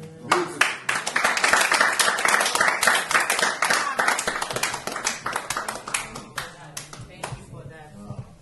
What's your story? How did you get here? Well, it's a long story. I've told a few people already. Like you, I also first got to know DSA through Young Balogun's interviews on Revelation TV. So around 2008, I think. And I was really fascinated with them. And because I trained in Poland. Ooh. Yeah, so I lived in Poland till 2003. So, and my story is a little bit similar to yours, not childhood, but life in Poland was, very similar. And so I was really naturally, I could see, gosh, this is what I saw was, this is what my life could have been if I'd had the right guidance. Yes. So, because we had the same background. Exactly. But what happened was, I bought a couple of CDs of yours. You had these compressed messages by 100 years. But a lot of them were in Russian, and I couldn't follow the translation sometimes very well. So eventually I sort of gave up listening and lost contact until about 2 months ago when my wife sent me, just forwarded one of your messages to me. And I said, well, she ran it today, man. Well, it happened that she'd been following you on Facebook and didn't tell me about it. Because I'm on Facebook and she's on Facebook. Okay. So, but I think she just forgot. She just assumed that maybe I am as well. So she just forwarded it to me and I saw it. I said, wow, this is in English. So from that day, I've been telling people that my HMT started for me about 6 weeks ago. When I started watching videos back to back. You started on YouTube? On YouTube. So, yes, back to back, going through the series. Because I wrote to you and then you replied. I said go through the series. Exactly, you told me to go through the series. So I started doing that. And here I am. For me, after I'd done about a week, I just knew, you got to come. You just got, you just got to come. So I couldn't. Any particular series that really started? The Power and Force of Truth. To me. But that is the least, just to tell you, for you to know, that's the least visited, the least watched series. They don't want to. People don't like it. Exactly. There are 70 views. So you can confirm that. 70 views, 90 views. And I'm sending it out to friends, to people, and I'm not getting any response back. It's quiet. But it is the most important It's thing the in most life. important thing. It's the most important thing. Well, for me, everybody's got the power. For me, that's the power of truth. The power and force of truth. That's what it's called. For me, that's it. Change it to truth series. I thought you changed it. Truth series. Yeah, it was changed. Truth series. Yeah, for me, it goes to the core of what we are as Christians. It's the thing. The Bible says how come you knew that truth is what you need to do? Well, I mean, people abandon this thing. As I said, because I also spent 13 years in Eastern Europe. So I also got saved 3 months before I left to go to Poland. So that's why I said my story is kind of similar in the sense that I didn't get contaminated with that religion that we have in Africa. So I left, went to Eastern Europe, and as a student, just learning from other students to follow God and just going with the raw zeal of God, but not much knowledge. Not much knowledge, but just with the zeal. But the desire for truth. The desire for truth was there. So for me, as soon as I got it, I knew this, for me, is the foundational one. I've got to finish it. And sometimes I get to maybe number 5, and maybe I get a bit weary, I get a bit bored, I don't want to listen. It's human nature. Yeah. You get Because bored. it's a lot of material. It's a lot of material. So I switch to something else. Maybe I go and watch the HMT just to liven me up a bit. Then I come back to the true series and manage to follow it through. But it goes to the core of what you are and what you've been building your life on. You know, because if there's falsehood, it's just like building a house. You can cheat. In Britain, you live in Britain, yes. So you know, rogue traders, they cut corners. You know, they will, if they have to build this house for 16,000, they'll spend 4,000 to build it for you and take the profit, and they will crumble later. You can't cheat. And for me, when we started talking about the truth, about how that you can do nothing against the truth, that it will come back to judge you. You can dodge. It will catch up with you. There's no running away. I just thought, look, slow down and just start re-evaluating your life. Because if you don't build it well, you're going to have to build it again anyway. Better now than later. So for me, that is the most foundational one, and I will keep going back to it because it's not something you can just learn. This is not classroom stuff that you say, I've memorized it. This is about your life. It's going to change you. The word is going to penetrate you and turn you into a different person that Christ wants you to be. So for me, that's what it is. And it's been a great blessing. I think it was Olena I was talking to. I said, the last 6 weeks, I've seen such an acceleration in my life that I haven't seen for 6 weeks. That I haven't seen in a very long time. To begin with, I had books that I bought and left. They said, I'll read it tomorrow. But tomorrow never comes. You know, you get lazy.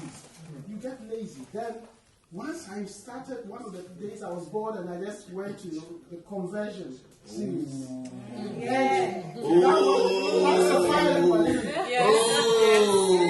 went to the conversion series. And I said, what am I doing with my life? I just thought, what am I doing with my life? I wrote you the email about how I spend my Saturdays. I don't know if you saw it. I said, I work Saturday for me. I've worked hard from Monday to Friday. Saturday, I need to relax. So this is my normal itinerary. I wake up, go for a long cycle ride, you know, sometimes up to 3 hours. Come back, relax, have some breakfast. Maybe go buy some fish. That I like to eat fish on the weekends. You know, so for the weekend I see my wife for relax. I'll do my fish, you know, stew or something. I go get my fish, cook. Once I'm tired, sit down and watch football or something like that. And that's how my Saturday. And it's, if you look at it, it's the longest day available to me that I can really make good use of. Because if my Sunday is broken, you wake up, you go to church, etc. So it's broken. But Saturday is continuous. I can plan it well and do something wise with it. And when I heard that life is predictable, that shook me. I always thought life is just whatever comes, you know. It's in the hands of God. You'll be going to church now. Pastor. But they confuse you. They'll tell you. They don't tell people. They don't know. They don't know that life. That's psychology. Most people don't know that life is predictable. So when you first I saw that title, how can somebody suggest that life is predictable? What are the arguments that he's going to use? So I was very attentive. Then he started talking about how your 24 hours are predictable, the things that you do. I just said, wait a minute, life is predictable. So I can literally tell what tomorrow is going to be like. I can tell what my next Saturday is going to be like. Actually, I'd like it to be predictable because I want to be able to follow my routine. And I just thought, what have I been doing? Like, this is a shame. Because I just looked at myself. I'm only about 3 years younger than you. And I just thought, 300 books he's released. For the past I think I started in 2008, 2009. So about 8, 9 years, they tried to write a book. And yes, I've done a lot of work on it. But I could have written 10 books, 15 books in that time. Because I've just not been diligent enough. And I don't think I believed in hard work. I don't think I believed that hard work... There is a series. A series on hard work. I don't think I believed that hard work could actually produce results. I don't think I believed it. You know, so these are things that we know somewhere, but we don't practice it. That means we don't believe it. Yeah, they tell you miracles. Yes.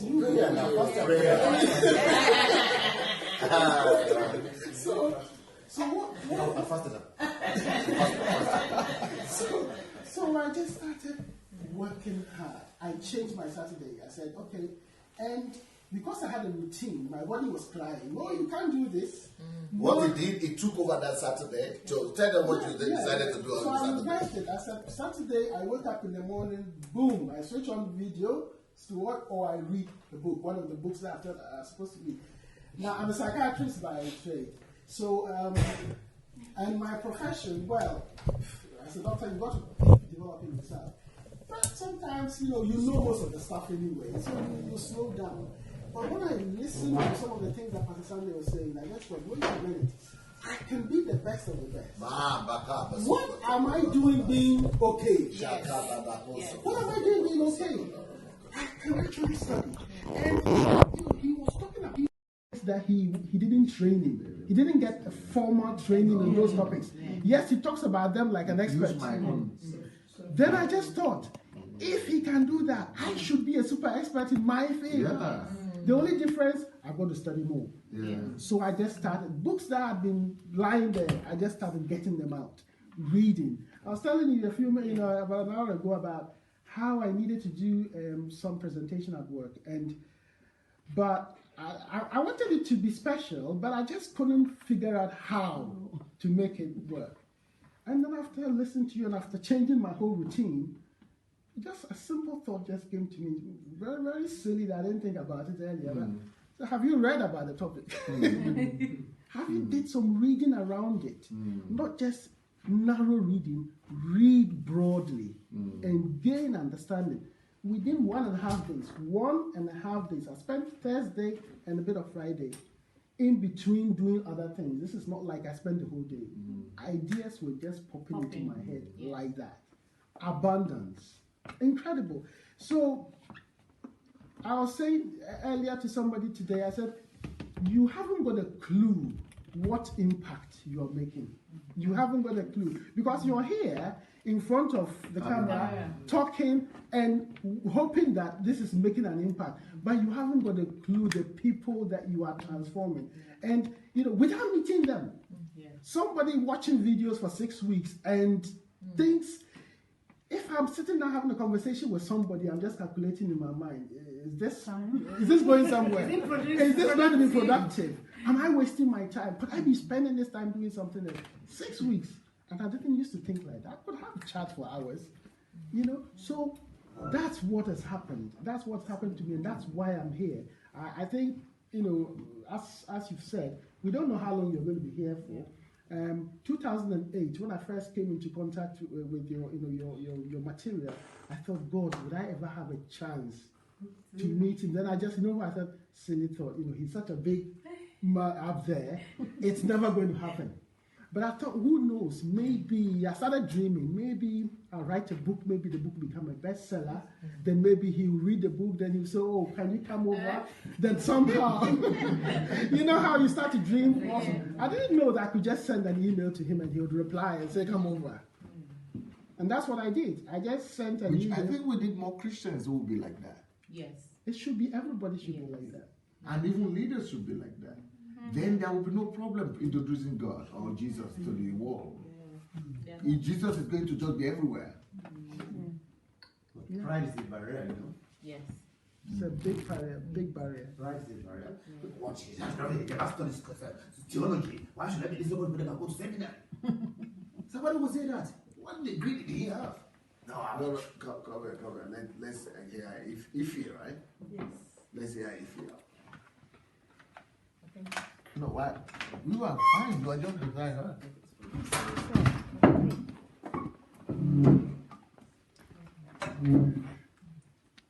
Okay, right. Good evening, everyone. I'm really happy to be here. Mine is a very short story. I encountered DSA a few months back. Never heard of him. On Facebook, it was when he was teaching prostitution about tithe or prostitution about Tithe and offering. Yeah. And I've never paid tithe. I've told him I've never paid tithe. I do offering because I came from a Catholic background, and then my husband is Anglican, so we don't really pay tithe. However, I know that even when I go to church all those years, there's nothing. You just go in, dress up, and come out. You know, look for your best clothes and wear, and greet people, hug them. And for me, I just feel there's nothing. For a long time, I don't go to church. My husband goes and comes around, but he doesn't force me. So when I feel like I'll go. Anyway, and most of these pastors, when I come across them on social media or wherever, I just click pass. The only thing I need to see is name pastor. If I just that's one of your greatest blessing, protection. You got protected from all the delusions. If I just see pastor, I'll click it. I will not watch it. But one day, I saw DSA teaching prostitution of tithe and offering. And I'm like, what? A pastor teaching against tithes and offerings? They only teach for it, huh? Not against it. And I'm like, no, I need to listen. So I sat down. That was how I started watching. And I was captivated. I could not believe the truth that he was preaching that was lacking from everyone, even in the Catholic Church, even in the Anglican Church. You know, they just follow procedure. Every Sunday, do the same thing and all that. So I was really touched. Then I began to listen to other teachings on YouTube. To be very honest, it's like I need to, listen to all of them. But I jump from this one. It feels is better than the other one. You don't even know where to stay. I keep going, and I can't finish one. I jump to the other one. So, and I feel like. Then I sent him, what did it for me? One day, I sent him a message on Messenger, and he replied it. I'm like, what? This big man of God? Wow. He responded. So I thanked him. He said, I'll call you. And I'm like, yeah, right, he's going to call me. So then he called. I missed the call. He called the second time, another day. I missed the call. Then the third day and I'll write him. I said, sorry, I was out. Please don't give up. Then finally the third time he called and we spoke. 30 minutes he gave me on the phone. I was screaming. I was like, so I try to, I'm very lazy reading. But thank God that since I came to, start watching DSA's teachings, I bought Who Am I, even though I was telling you guys today, I haven't gone far with it. But I'm building up. I'm building myself. So it's such an awesome experience.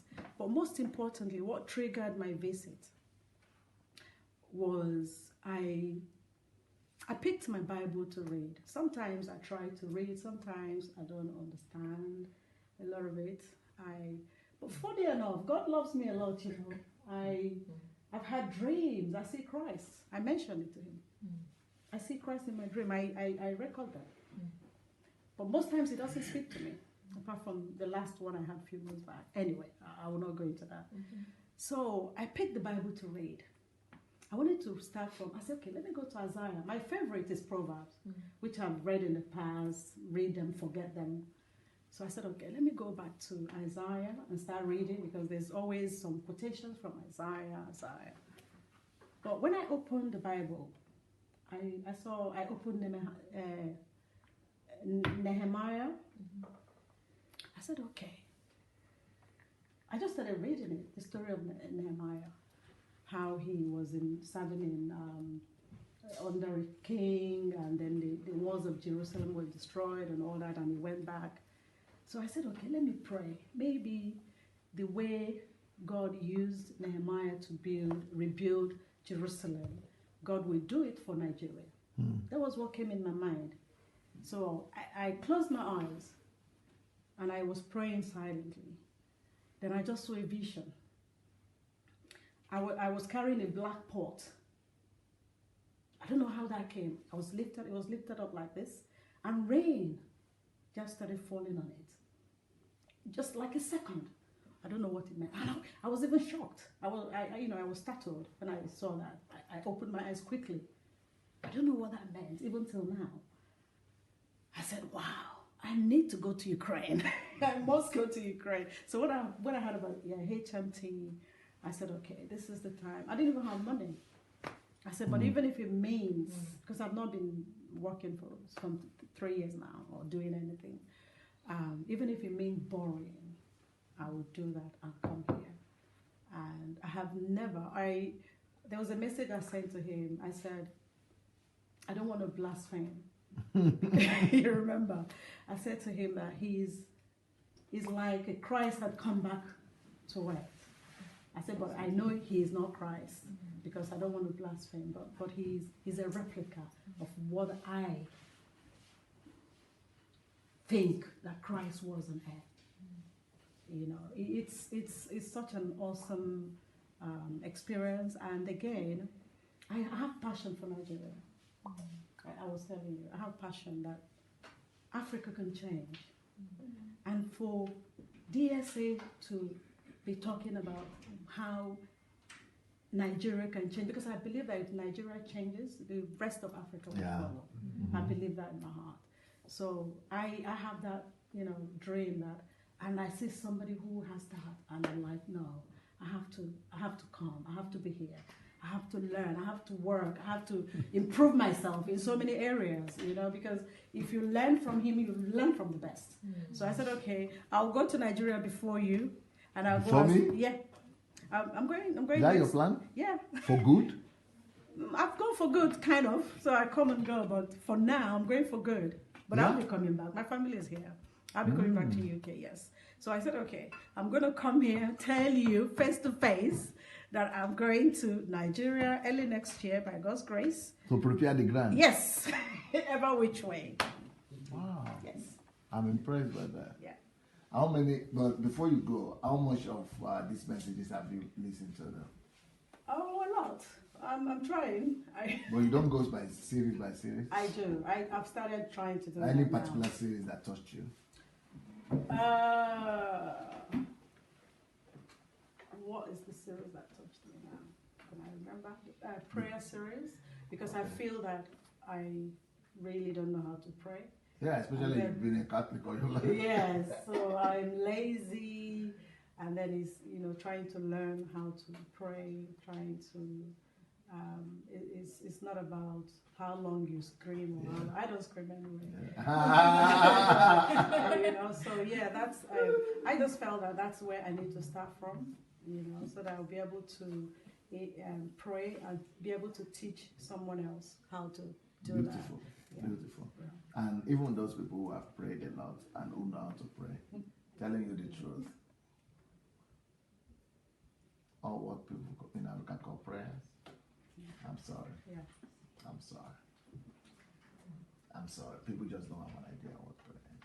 Yeah. So, because when you talk about prayer in Africa, all of them want to cast out demons. Or they want to scream, and but prayer is something else. And when you listen to that series, you know what I'm talking about. Yeah. I have a friend who believes in demons, witches. We fell out because of your messages. Ooh. Yeah, I don't. Not that we don't talk. She but will not accept. Oh yeah, she. At some point, she told me to stop. She knew of you before me. Okay. So when I saw you, I started sending her the message because I always disagree with her about demons and witches. I said I don't believe in this one. And so when I encountered you, I would send your messages. At some point, she told me to warn me not to send messages. Stop sending yeah. it.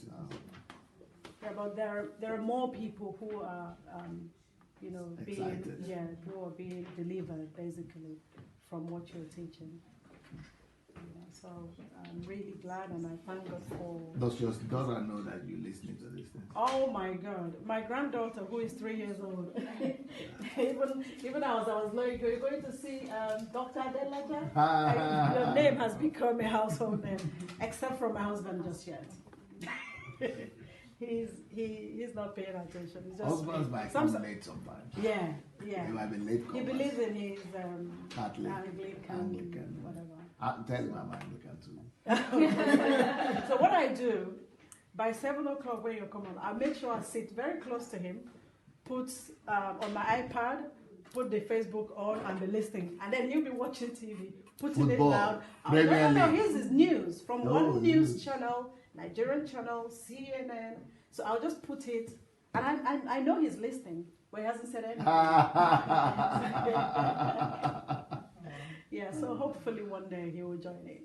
Well, go to Nigeria and prepare the road. Yes, I am going. They could go prepare the road for me come. Yes, that's my story. Thank for you. now. Thank you so much. Shiwe, you will do your own talking today or you will do it later? But anytime. Okay. They are ready to get you. They are after you now. Okay. Good evening, everybody. This is Chinwe and Abba here. I know you know me already, so no need introducing.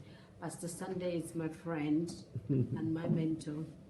I don't know, like he said, everybody knows we've been friends for a very long time, but it was a short-lived relationship because, well, God sent out to one city or the other. However, we reunited in 2014 when he searched me and called me. I was surprised. Just like the mentality of African people, I just said to myself, I know this guy. I was telling my children, but anyway, I wasn't interested in getting in touch really because, you know, in Africa, when you are mates with somebody or friendly and the person becomes a person of, high social class, no, they go there. You know, it's like he wouldn't pay attention to you. So I said, oh, well, I'm happy where I am. But when he contacted me, I was like, okay. You know, surprise. But we spoke. After speaking, I still wasn't really sure that what he did. What is shocking about that? Sure, you know, because I said to myself, okay. Childhood friends. So what is strange that I'm looking for my friend, I found that out on the internet. Pastor Sunday, you don't understand it. Me, I don't understand. No, Yeah, you don't understand it. You don't get it. No. You don't understand it, and I also understand why you don't understand it. Because you've been through certain things which some of us don't know, and you came to a place where God prepared you and showed you the right way to live, and you are displaying it. But some of us didn't know. The society has told us something else. You know, so for you to start saying, oh, this is strange. For me, it's strange. You are strange to me. Yeah, two strange people coming. Who is that? So what happened was that I didn't pay attention. I just left because when we met, he was talking to me about being a Christian. If I'm born again, I said, oh, that's fine. Just leave me alone. To be honest with you, I've calmed down, just like he said. I used to very black some men all over the place. Hey, what's up? You know, all those kind of things. But I went through that, like I said, maybe because of my background, you know, growing up without people, you know, close family around me and, you know, just being friendly with people. There's so much about me that I don't even know. I just feel like this is who I am, you know, this is me. If you don't like me, tough, you know, life goes on. But he kept in touch. Once in a while we would talk, he spoke with my children and everything. We kept talking, but I wasn't still feeling comfortable calling him, or even now, I don't call him. Once in a while, I'll just say, hello, Pastor Sunday, you're right, you know, just to keep in touch. But because in Africa, this is another one. If you are a beautiful girl, and so many men likes you, when they're friends with you, there is this suspicion, oh, she's sleeping with everybody. So you have to try. I'm not a reserved person. I'm not private. No. I am not reserved. I'm just very playful. But thankfully, my husband, who married me, understood this. He knows this, so he doesn't care. And he knows most of my friends are male. I kind of get on well with men than women. Because women, it's about this shoe, this bag, this bag. For me, those things don't mean anything to me. I just look good where I'm fine. Now, when he contacted me, I began to think. I said, now this guy, I don't know. Anyway, let me just watch and see. Until 2016, last year, we spoke again. I don't know for what reason I felt comfortable telling him certain things that were private to me, you know, personally what's going on in my life. And he spoke to me. He just said to me, focus. And I said to myself, how am I going to focus? I don't even know how to focus. But anyway, he said, have you been listening to my series? I said, what series? I don't know anything about it, but I never went to dig out anything. So he said he's doing the program, live program. That was, July, August. So I started watching it. Now, immediately I started watching. To be honest with you, anybody who likes things in terms of good things, reality, that listens to Pastor Sunday, first of all, you get hooked up. Yeah. So you don't want to, no, let me be sure. Is this what, so I started watching, even at work. I would personally take my time, my break time at a particular time. They say, Pastor Sunday, okay, fine. Just to listen to it. I'm driving, I'm doing this and that, I'm listening. But sometimes this thing don't really, I don't understand them. I say, hey God, me, I don't want to start asking questions. Let me not start looking stupid now. But you know what? I came for HMT last year and I'll tell you what happened. I said to myself, I'm going to see this guy. I'm not coming for HMT. I just want to see him. Let me be sure that this is the Sunday that I know. If it's him.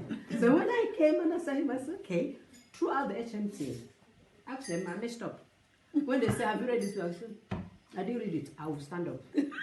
I was being punished every day because I wasn't paying attention.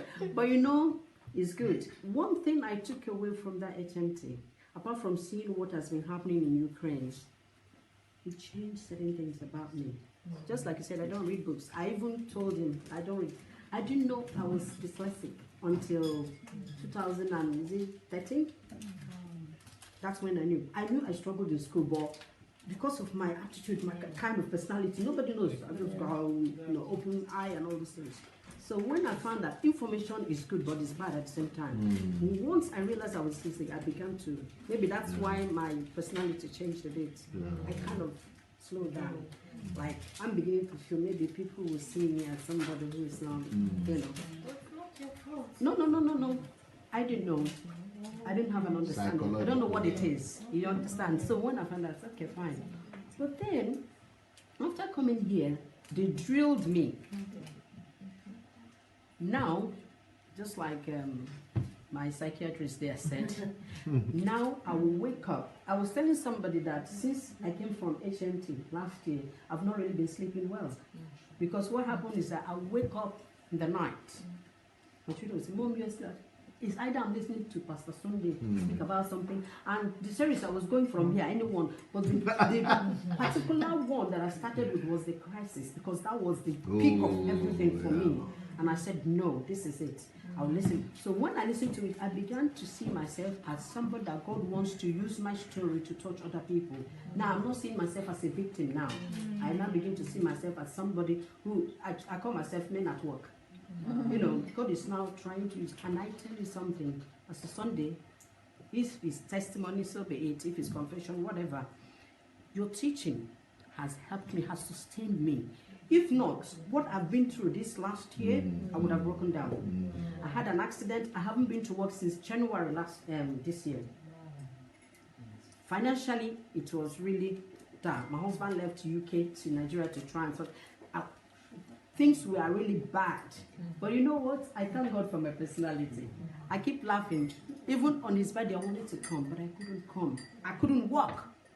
I couldn't work.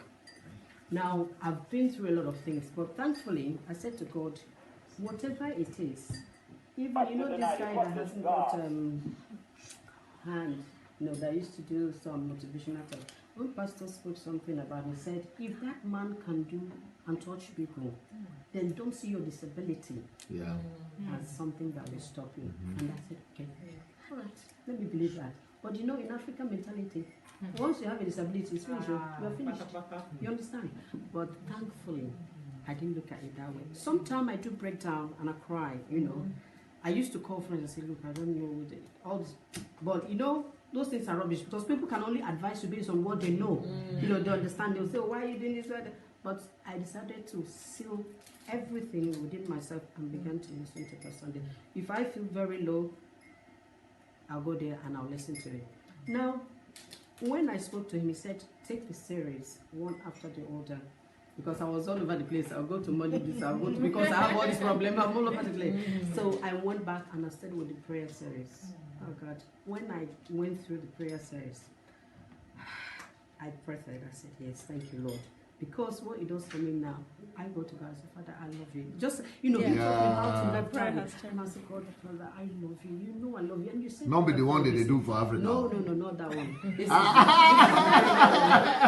then I'll hold on and say, God, you know, I could imagine myself being close. You know, you taught me how to do that. So I began to meditate. I never used to do that before, you know. And thankfully, my mom is around. When I get her to come and watch, you know, I said, Mom, this is for you. You've been damaged by all these churches. Yeah. My mom has been all over the place. And as a child, and they've not taught her to fall in love with Jesus. So I looked at that, I dropped it, and I started the faith one. I said, the faith that can do this, I said I can do it. You know, so I started building myself up. But the thing is that I cannot afford to miss Pastor Sunday's teaching, live teaching. I have to be there.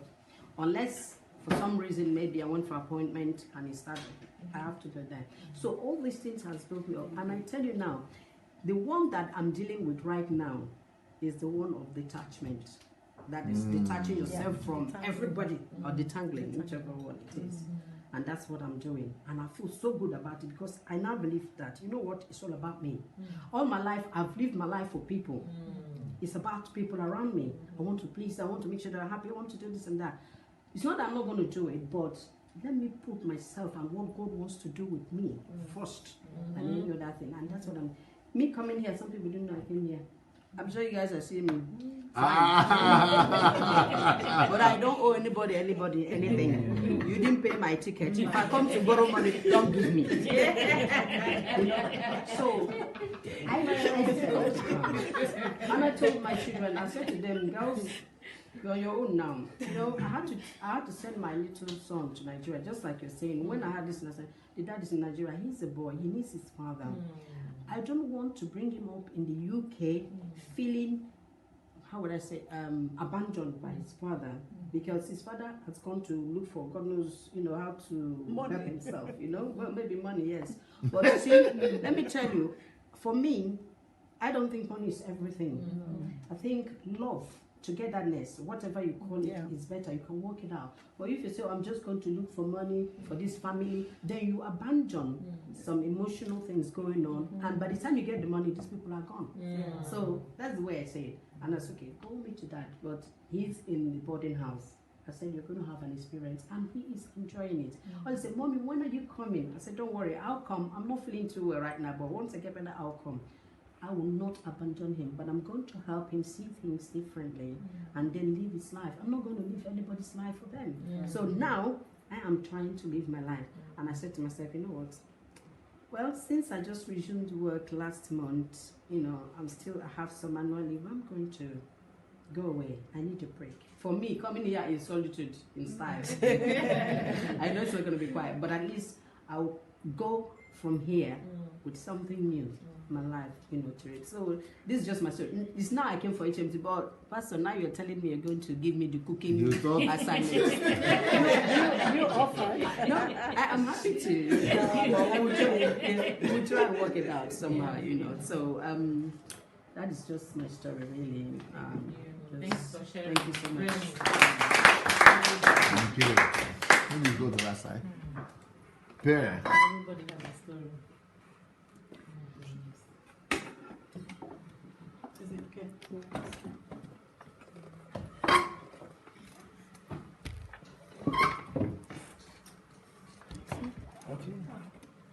Hello everyone. I'm Pastor Pierre from France. I already had the opportunity to share my testimony, and it's somewhere in the YouTube store. So I came to the teaching of Dr. Sunday maybe 12 years ago. I came to... 12 months ago? No, 12 years. 12 years, wow. Yes. I've read many of your books, some in French than in English.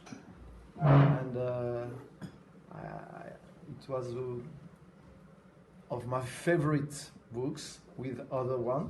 But Which one?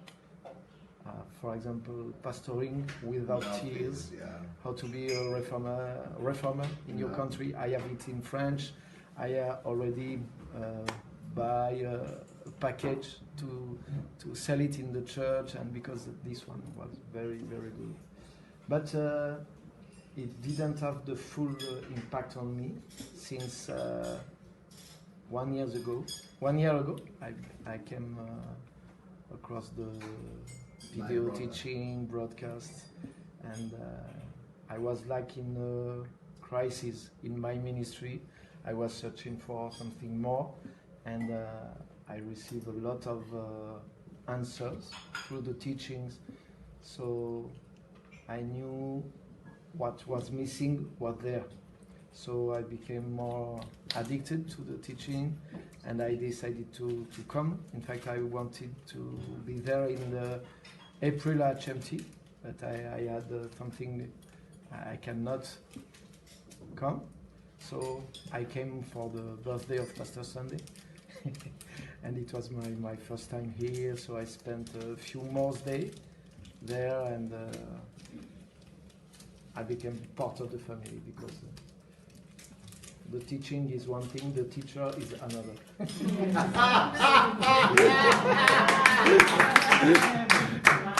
That's why you need to come. So this time I'm here for HMT and for more few days. Thank you. Thank you. You want to go from that side, or it's okay for you this way? Okay, this side. This is my turn. Hi, my name is Pastor Niran from Canada. Where in Canada? Oh, Toronto. Toronto City yes. itself. Well, or Ontario. On Toronto, just outside Toronto City. They call the GTA, but Toronto. Yeah, they great. I came across Pastor Sundays. First of all, when I got saved, 2004. I felt God calling me to the ministry, so I felt God leading me to a ministry, and I met one pastor that introduced me to, hey, why don't you get some of his books? And since then, I've been trying to get his books, but I couldn't really, for some reason, I couldn't get his books. But I just kept on moving on, and eventually, years later, I found out he has a website, and I've gone to the website, but I couldn't. And I really liked some of the title of his messages. One of the messages that really touched that I really liked, that wow, Nigerian preacher preaching this at the bosom of Jesus. I really, normally I've never heard. Oh yeah. I've never heard a sermon like that, and that was the message. Nigerian preacher preaching that at the bosom of Jesus. That's the most important one now. Yeah, that was when I went to Bible college. That was the message that transformed my life. That discovering that Jesus actually loves you, that God loves you. Like, I've been in church all my life, and I never believed, and many people don't believe, that God loves them. But it's like God just opened my eyes to see how much He loves me. And when I saw that message, I said that I gotta find my boss. Eventually, well, with time and all the things that happen in life, I stopped going to the website. So all of a sudden I'm on Facebook now, and you start getting pastors showing up on your feed. So then eventually Dr. Sunday showed up. I was like, okay. I clicked, and then it first started with Ask Pastor Sunday, and then eventually the live broadcast. And then the first message I listened to is life is predictable. I was like, what do you mean life is predictable? I mean, I've never heard a topic like that before. Usually life is mysterious. Yeah. Usually there's always there's a selected group of people that can succeed, and the other ones just gotta pray and hope that they can. So, but when he opened my eyes to see that you can succeed, I never saw myself, even being a pastor, succeeding, because I'm the type of person that dreams big. I dream big, but at the same time, I've never seen myself accomplishing those tasks. So then, when those series came alive, is a school, life is predictable, and then the one that then with last year I went through some crisis in my life. So for some reason, I was not getting notification or what. I can't remember what happened. And eventually, I stopped for some time, and then just I think last 2 months ago, my wife asked me. She just went through my Facebook and noticed that I would send messages to you and wondering why did you stop. I was like, well, I don't know. I don't get any. She said, well, why don't you search to see if they're still doing it? So then that's when I went, okay, let me just type in his name again. I found out that, oh, well, I'm not. Oh, he's still there. So I clicked on it and then boom, he's doing the live feed again. So I got connected again. And that's when he started doing the church in the Nigerian church. And I was plugged in right away, because when I got saved and I went to Nigeria, I was disappointed. You got saved in Canada? Yes. When I got saved in Canada, and as a young boy when I was in Nigeria, I loved Nigeria. In fact, when I was leaving Nigeria as a young boy, I was crying. So then I was so excited I'm returning back to my country as a pastor and everything. So I'm going to see what all the pastors are doing. And then when I got there, I was disappointed, because I would go to a street, I would see 5 churches in one street, but then the people's lives, you could see poverty in the faces of people. And I'm wondering this is not the gospel. I remember the message I received. Everything there is about money. I mean, I went to one church where they were anointing people's legs. They were anointing people's legs to succeed. They were doing all. They're anointing the legs to succeed. It's just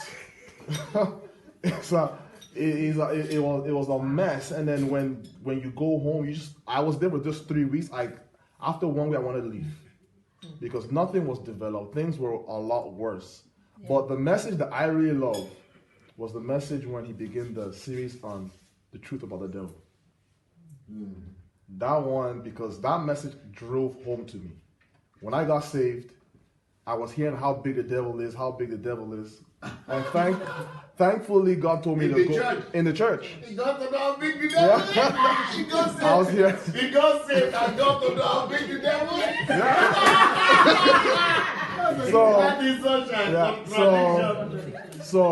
And I was having bad dreams, and I would see myself back. I was having dreams. I would see myself back in my old high school, old working place. And when you go to see the pastor, it's you gotta fast and pray for 3 days. And these are the prayer points, and then I would do that, and I have maybe 3 days relief, and then back again. So I just have to keep doing the same thing over and over and over again. I was getting frustrated. I was always trying to prove to God that I love Him by reading my Bible, by praying, and all that stuff. But it's not until, like I said, I discovered the love of God in Christ Jesus. I discovered who I was in Christ. I discovered what He has done for me. I discovered how much He loved me. That was what I heard in Bible college.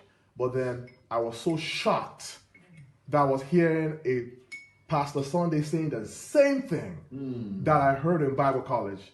I was afraid to share this in Revelation, because everywhere you go to, you're hearing about the devil this, the witch in that family house, that altar from your mother's house is working against your destiny. So being a young preacher, I was not taken seriously. You don't measure up. You have not been in ministry long enough.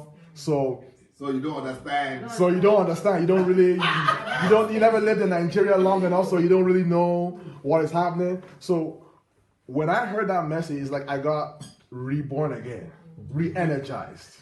That yes, this is the message the world needs. This is the message Africa needs. This is the message Nigeria, because it's the message that changed my life. All those bad dreams come to an end. All those see myself back in the old places come to an end. Even if I do see it, I'll just laugh and I'll just give praise to God. So that's how when I was watching it, I just felt in my spirit that I should go, and because I mean 200. He always says that you got to read. You have not watched 200 in messages. You're not my disciple. But I felt that if I can't get to 200 now, if I come to Ukraine, I guess 200 would just you catch up. You can catch up that way.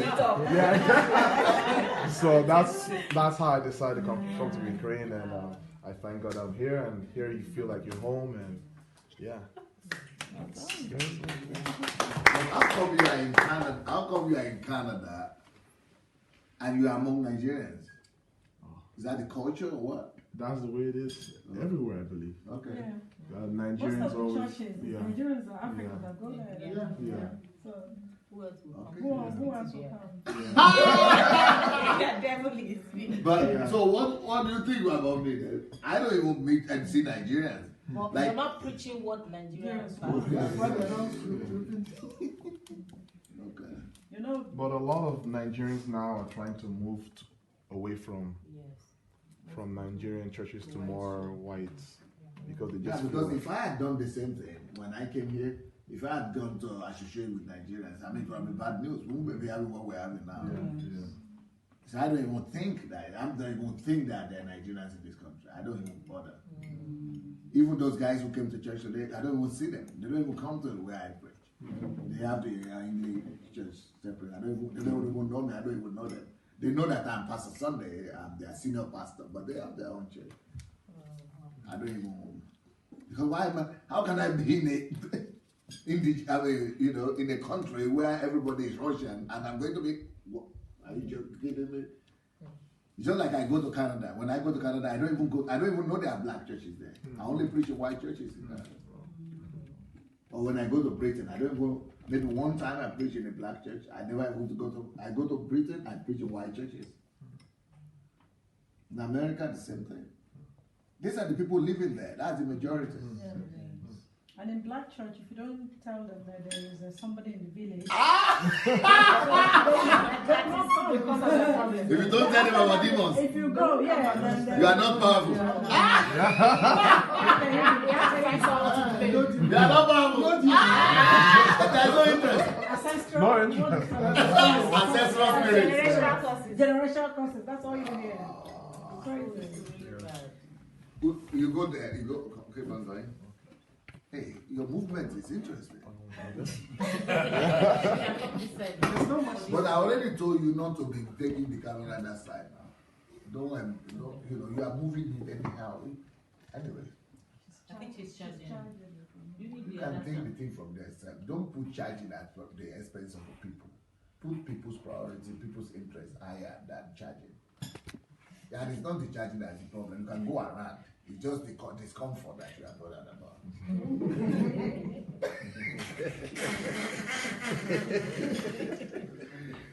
Let Madam introduce Madam before you go now. Leave human being. Let us begin to talk before you go to charge your thing. Hi everyone. My name is Rufina Folayemi. Now she's talking, you can go and do your charge. Addition. A bit of my background will bring us to speak to why I'm here today. I was born, the first 6 children before me all died. My mom had about 10, but the 6 before me all died. And actually, I died as well, just like my other brothers and sisters before me. But the difference was before I was born, my mother has met with Jesus. Hallelujah. So she took my limp body, ran to the church. It was Christ Apostolic Church then. Then Christ Apostolic Church was nothing but the Bible, was based on the Word of God. So it was from there that I was made to live again, that I became alive again. My life was given back to me. So from when I was born, usually when in the Yoruba land, on the 8th day, your parents will do a naming ceremony for you and all that. All that was done for me in the church. And the only name they gave me then was Abiyi. This one is Born to Live. That was the only name I had. So for the first 6 years of my life, I was like in the courtyard of our God. That was where I was. So I knew God at 6, and I was making, I was talking to God like just we're talking now, and all the things happening in my life today were things that I discussed with God, because my family was poor, and I said, no, this poverty, God, has to go. You've got to do something. And he has done it in my life, in my sister's life, in my parents' life. He's been wonderful. My mother was on fire for Christ. My mother was a fanatic. So, and in the same vein, all her children are. And so I'm a fiery person. I have always been in my life. I have always confronted fakery, pretense anywhere where I find it, no matter who is doing it, it doesn't matter. I have always confronted it. And if you say you want to give aid to Africa, I'm asking you, why are you giving aid to Africa when the proper thing for Africa is for you to give us a proper share? You came to steal our things and then you want to give us aid. No. So when somebody is saying this is the norm, why is it you who is determining the norm? So these are the things, this is the way I live my life. And then I seem to carry the presence of God from when I was young, from when I was about 6. Anywhere I walk into, I electrify the place, I bring the presence of God. And so this is the way I do ministry. So I did nursing and retired as a nurse. About 5 years ago at 55, I retired at 55. And but I've been doing ministry all along because when I was a nurse manager, I ran fellowship in the office. I did that for a long time. So anyway, to cut the long story short, everything that pastor is teaching now is the way I live my life. I live my life based on principles, cause and effect, and all these kind of things. So when in August, he now said, please, I just came across him appealing for Nigerian pastors to listen to him. So I said, I want to listen to him. And since I listened to him, I said, this is what I do, but on a very small scale. I need to go to the next level. I need to work with him. I need to know him. I need to be able to, for somebody to now take me up to the next level.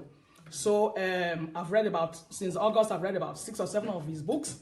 Which ones? I've read Money Won't Make You Rich. Won't Make You Rich. I've read Who Am I? I've read Who Am I? And I've read Getting Away from Uncle Sam. You are ready to run. Stop working for Uncle Sam. Yeah. You are really taking off. Yes. And then the finances. God has helped me a bit because I've been able to put a business of money together in England. But I'm not talking of $1 million. I need multi-million. So I need to write a bestseller. I need to write a book.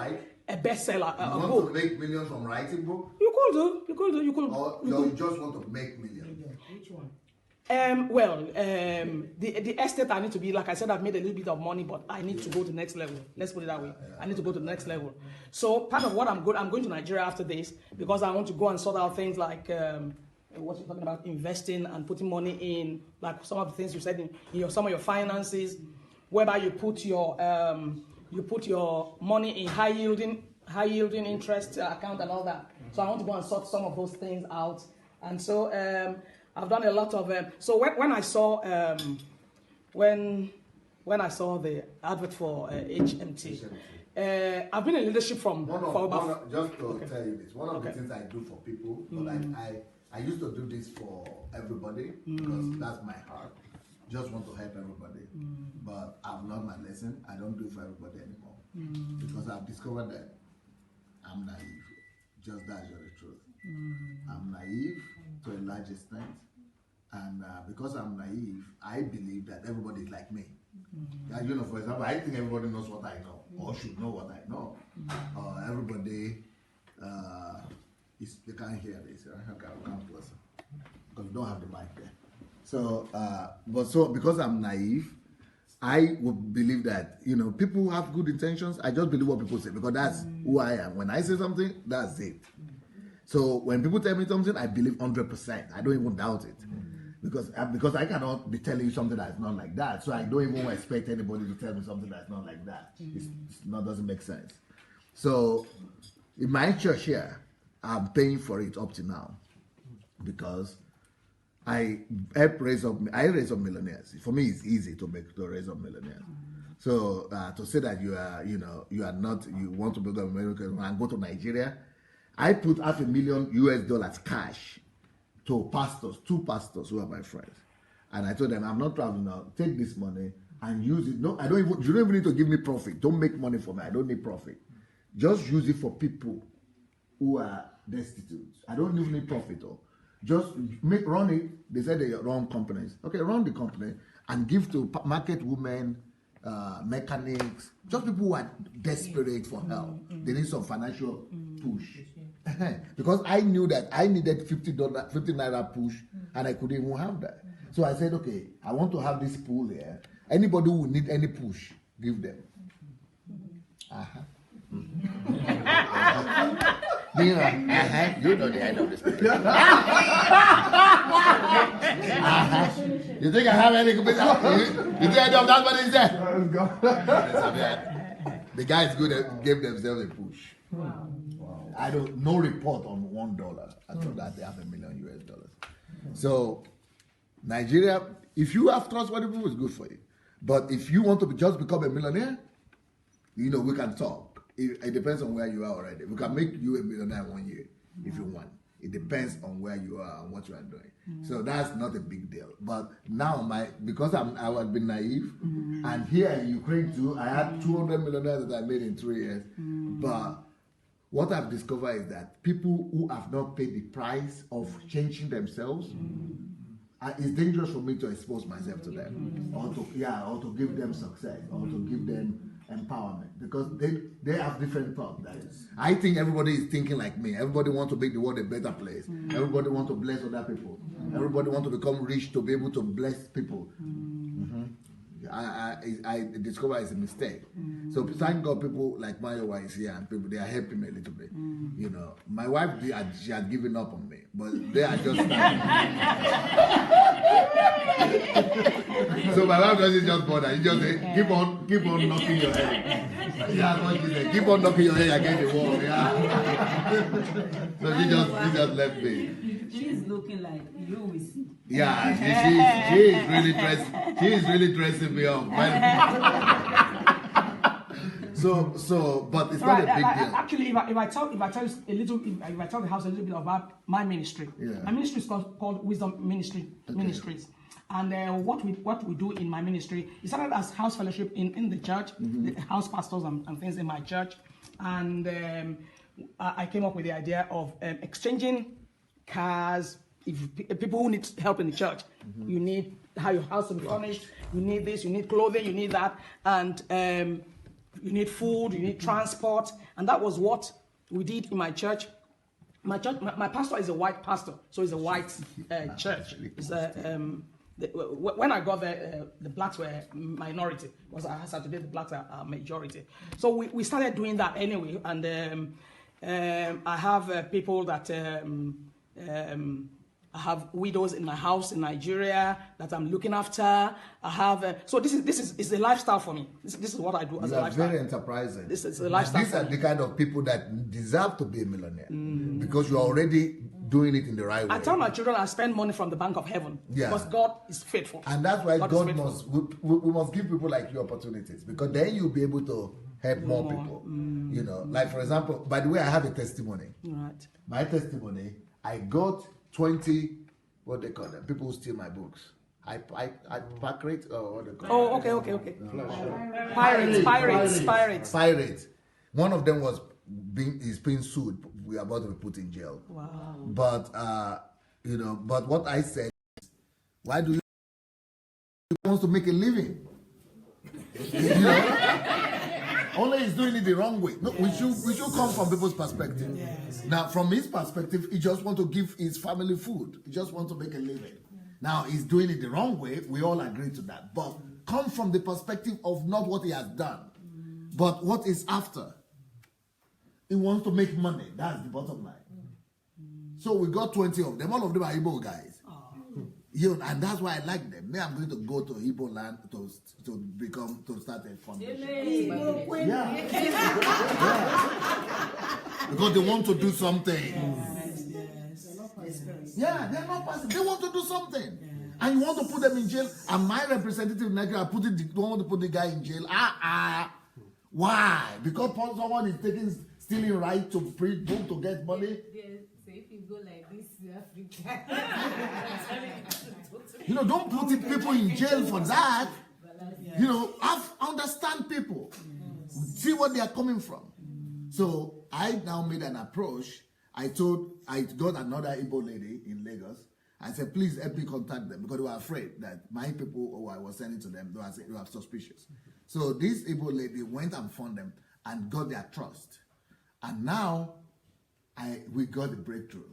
I have been able to get, I think, 10 of them who have decided to sign a contract, and they are so aggressive. Each one of them, I wanted to give them one book each, because I said I'm ready to give you the books for free. So, but you know, the girl is working in Nigeria. I have to pay. So I said, give 5% to the lady that the fund you know. Otherwise, take everything. They go to China to print for free to make it cheap, really cheap. Yeah. So I said, I'm going to give you the rights. Don't steal anymore. That's what we need to correct. You are stealing before, don't steal it. I'm going to give you the right official. So I give them the right. I give them a written letter. I give them a letter to the government. So I give them the right already. Now, yeah.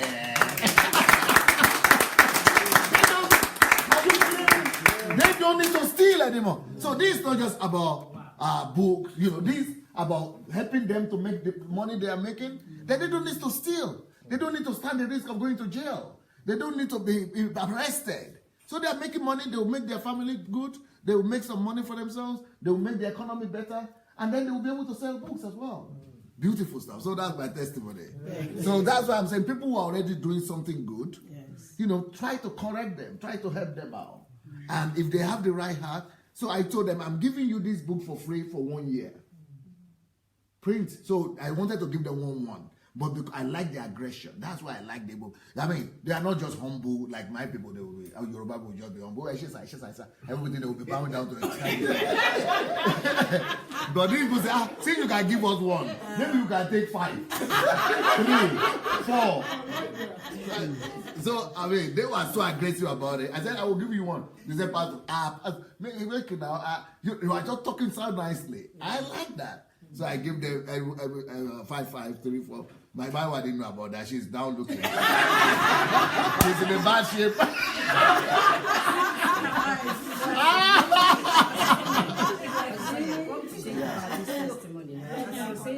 Just thinking, you know, if people can actually appreciate this kind of gesture, you will see that people will begin to change. Because I know that excuse is not good enough to do anything that is not nice.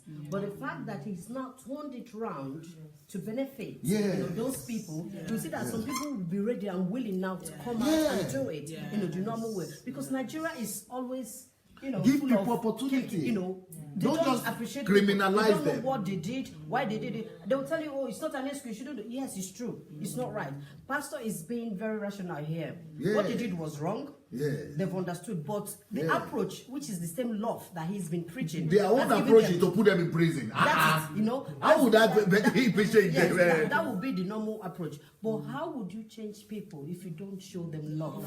So he's just shown them love and tell them, look, this is the right way to. Let's do it the right way, legal way. Sign this and that, and then they will go and do it peacefully and help other people too. You know, so and they're giving jobs to other people too. Yes, and if anybody should actually approach Pastor tomorrow and say, oh, Pastor, because I heard the way you dealt with this situation, I want to do this. Yeah, and that please, would be an let's do opportunity it. for them to do it. Yeah, another person came to me and said, Pastor, why should you give them? They are thieves. They are stealing. I said, okay, you are not a thief, right? Are you ready to go and do the work? You want to go and I will give you for free too. Will you go and I don't know how to do that. Hey! So somebody, they know how to do it. They are ready to do the work. Let them go and do the work. You is not stealing. You are bragging and say, I don't know, I'm not a thief. I'm not a thief. I'm not a. What is my good? What is you are not bringing me any good with you not being a thief and just being good. You are not a thief, but you are not benefiting anybody. That is the because you are not printing the book. The book is not being distributed. It's not being printed. Nobody is reading. The book is just standing there in my computer. So why should it be my computer when the thief is ready to work? For me, I prefer the thief in this case than you. So if you want to work, let me give you. I will not give it to the thief. But you are not ready to work. So you want me to just sit down the whole world suffering just because I don't want to empower thief? I don't understand. So when I get to Nigeria, I'm going to make announcement on television, and I'm going to say, I want to meet with all thieves and armed robbers. Yes. I want to say, yes. No, this is just logical for me. This is what everybody should be doing. So I'm going to make announcement, and I'm going to have a stadium, national stadium, full of armed robbers. And I'm going to tell them, yes, just like I did for these people, because they didn't want to believe. They were saying, it's a setup, we are going to be arrested. So I gave them guarantee that they are not going to be arrested. So I'm going to give these armed robbers also guarantee, and I'm going to sign a contract with the police department that they shouldn't, interfere. They should protect them.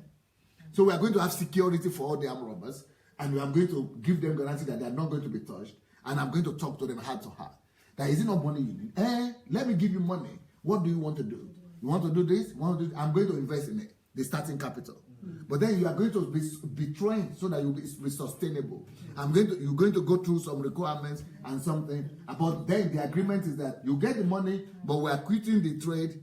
I mean the business, the armed robbery, the killing of people, the armed robbery. We are going to train you. We are going to give you money. We're going to give you empowerment. But we are going to get you saved, and that's it. And then we are going to develop you to become national heroes and to become transformers and millionaires. That's my deal with them. So if you think I'm foolish for doing that, I don't understand the Bible you people read. Because the Bible that I read is that evil will never overcome evil. Yes. Only good will overcome evil. Yeah. Only love will overcome evil. Yeah. So when I see evil, I attack it with love. It's aggressive love. It's attacking with love. Is bringing love to really defeat evil. Yes. So trust. Yeah, love is part of trust is part of love. So it is just walking in the gospel. But we just need to we need to cease talking about it. That love is something you talk about, but it's something you do. I don't know these guys still up to now, or those 10 pirates we got, but they are happy. Their families are happy.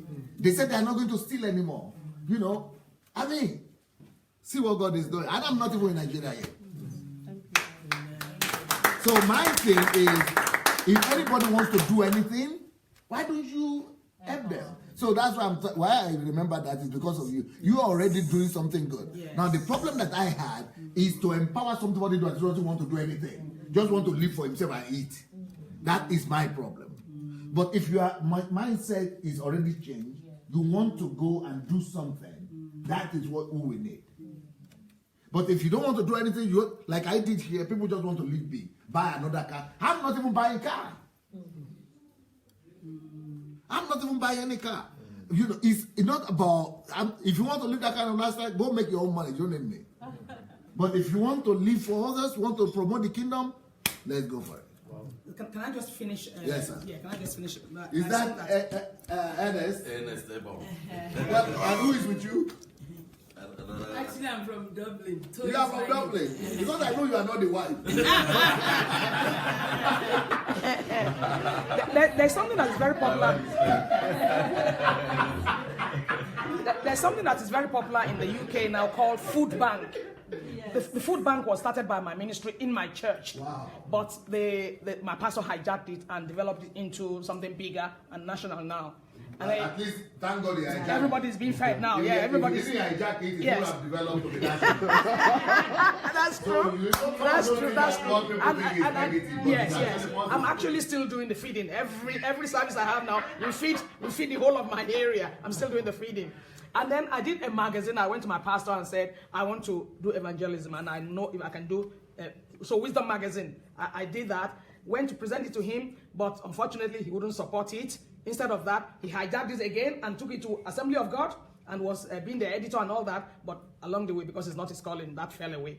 But so I've been able to produce 12 issues of my magazine. And some people were immensely blessed. People who would not read anything else in my church took it and read it page by page.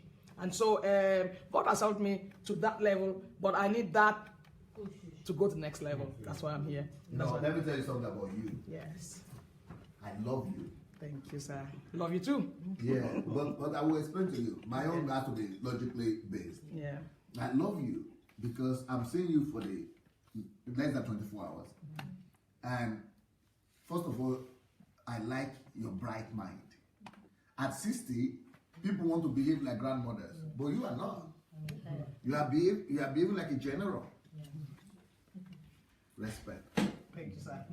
I do look after the grandchildren as well. Yeah, but and they are vast in the Bible now. Yeah, but you are not putting yourself down. No. You are not putting yourself down. That's not an excuse for you to retire. Yes. So that's what I mean. You are I'm not retiring to refire, sir. Yeah, it's like you are refiring. Yes.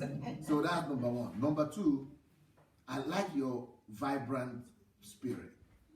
You don't find many young people who are so vibrant. See all the people here around you, they are younger, but none of us is as vibrant as you. We need some of that fire.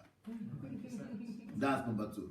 Number 3, God has helped you because I don't see any complex in you.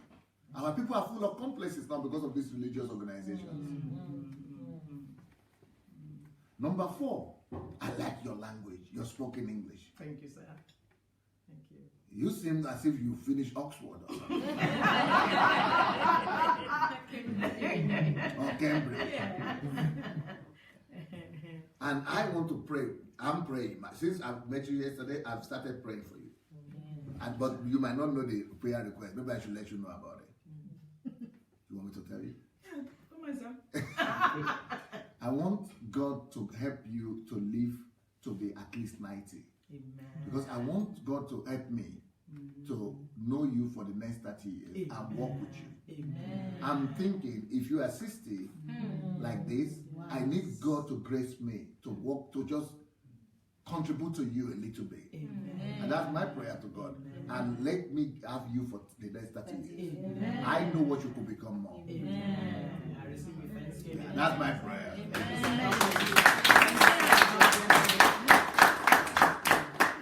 Yeah, go ahead.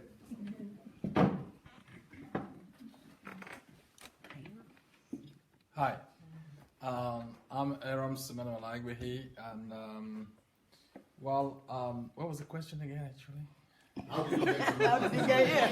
How did you get connected? How did you even get here? Just checking out, guys. Just checking out. Well, many of you must have known me from talking online, and I'm a businessman.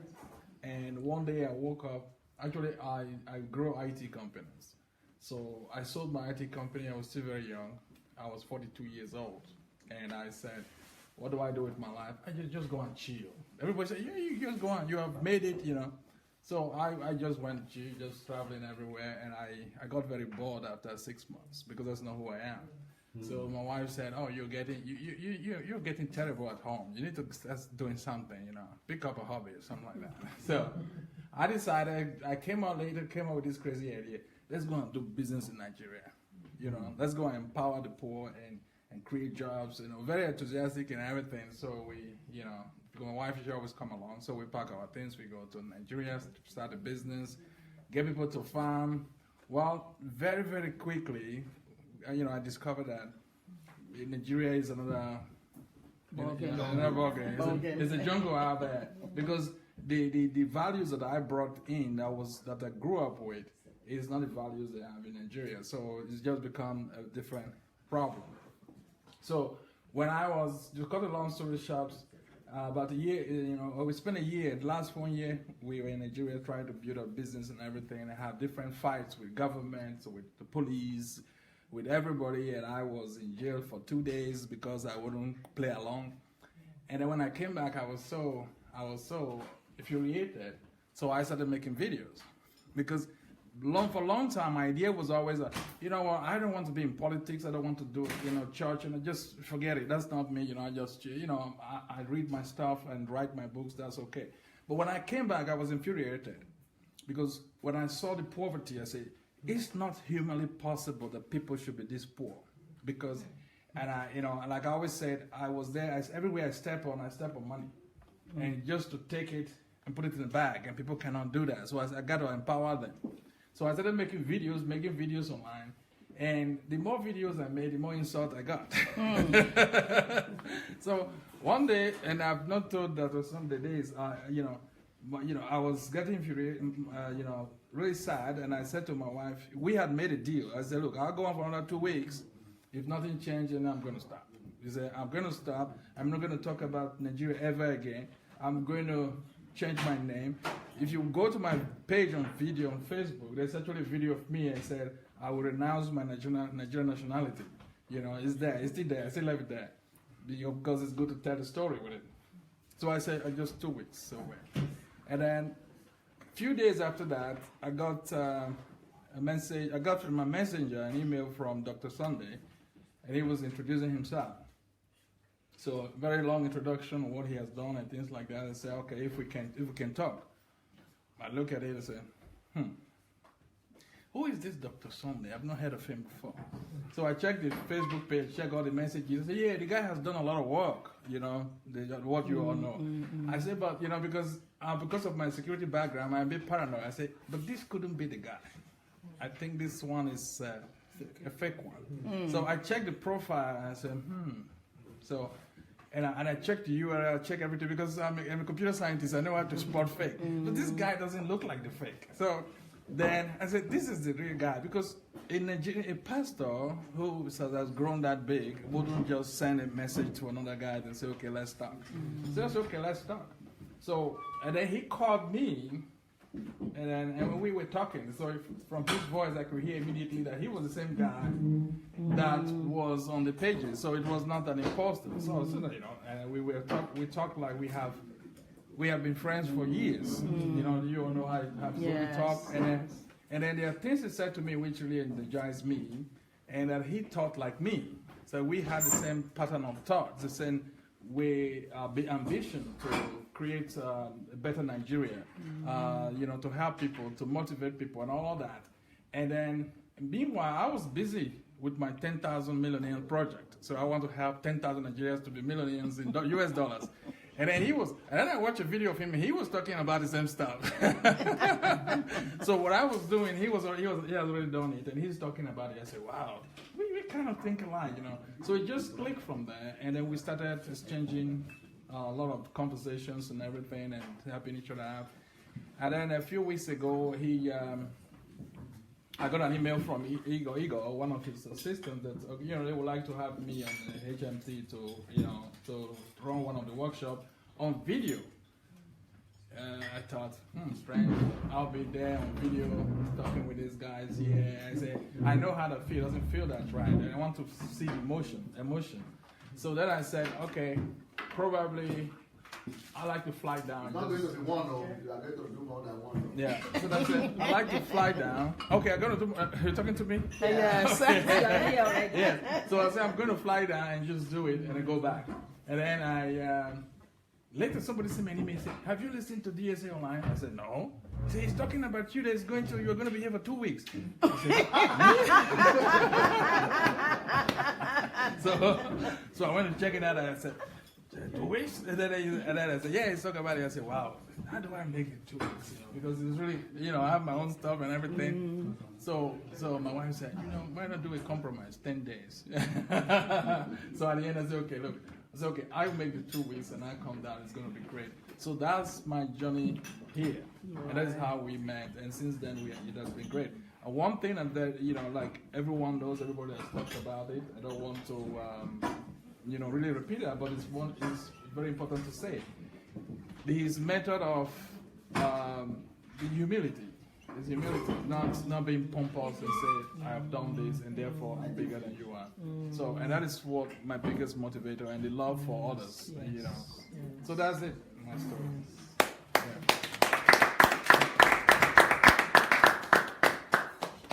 Okay. Thank you, guys. We're going to go to the live broadcast now. We'll be back in a few seconds. So Dr. Sunday is going to start his live broadcast. As you know, it's continuing on the series. So that's in 5 minutes. We're just going to switch off to set up. So we'll see you soon. Take care. Bye.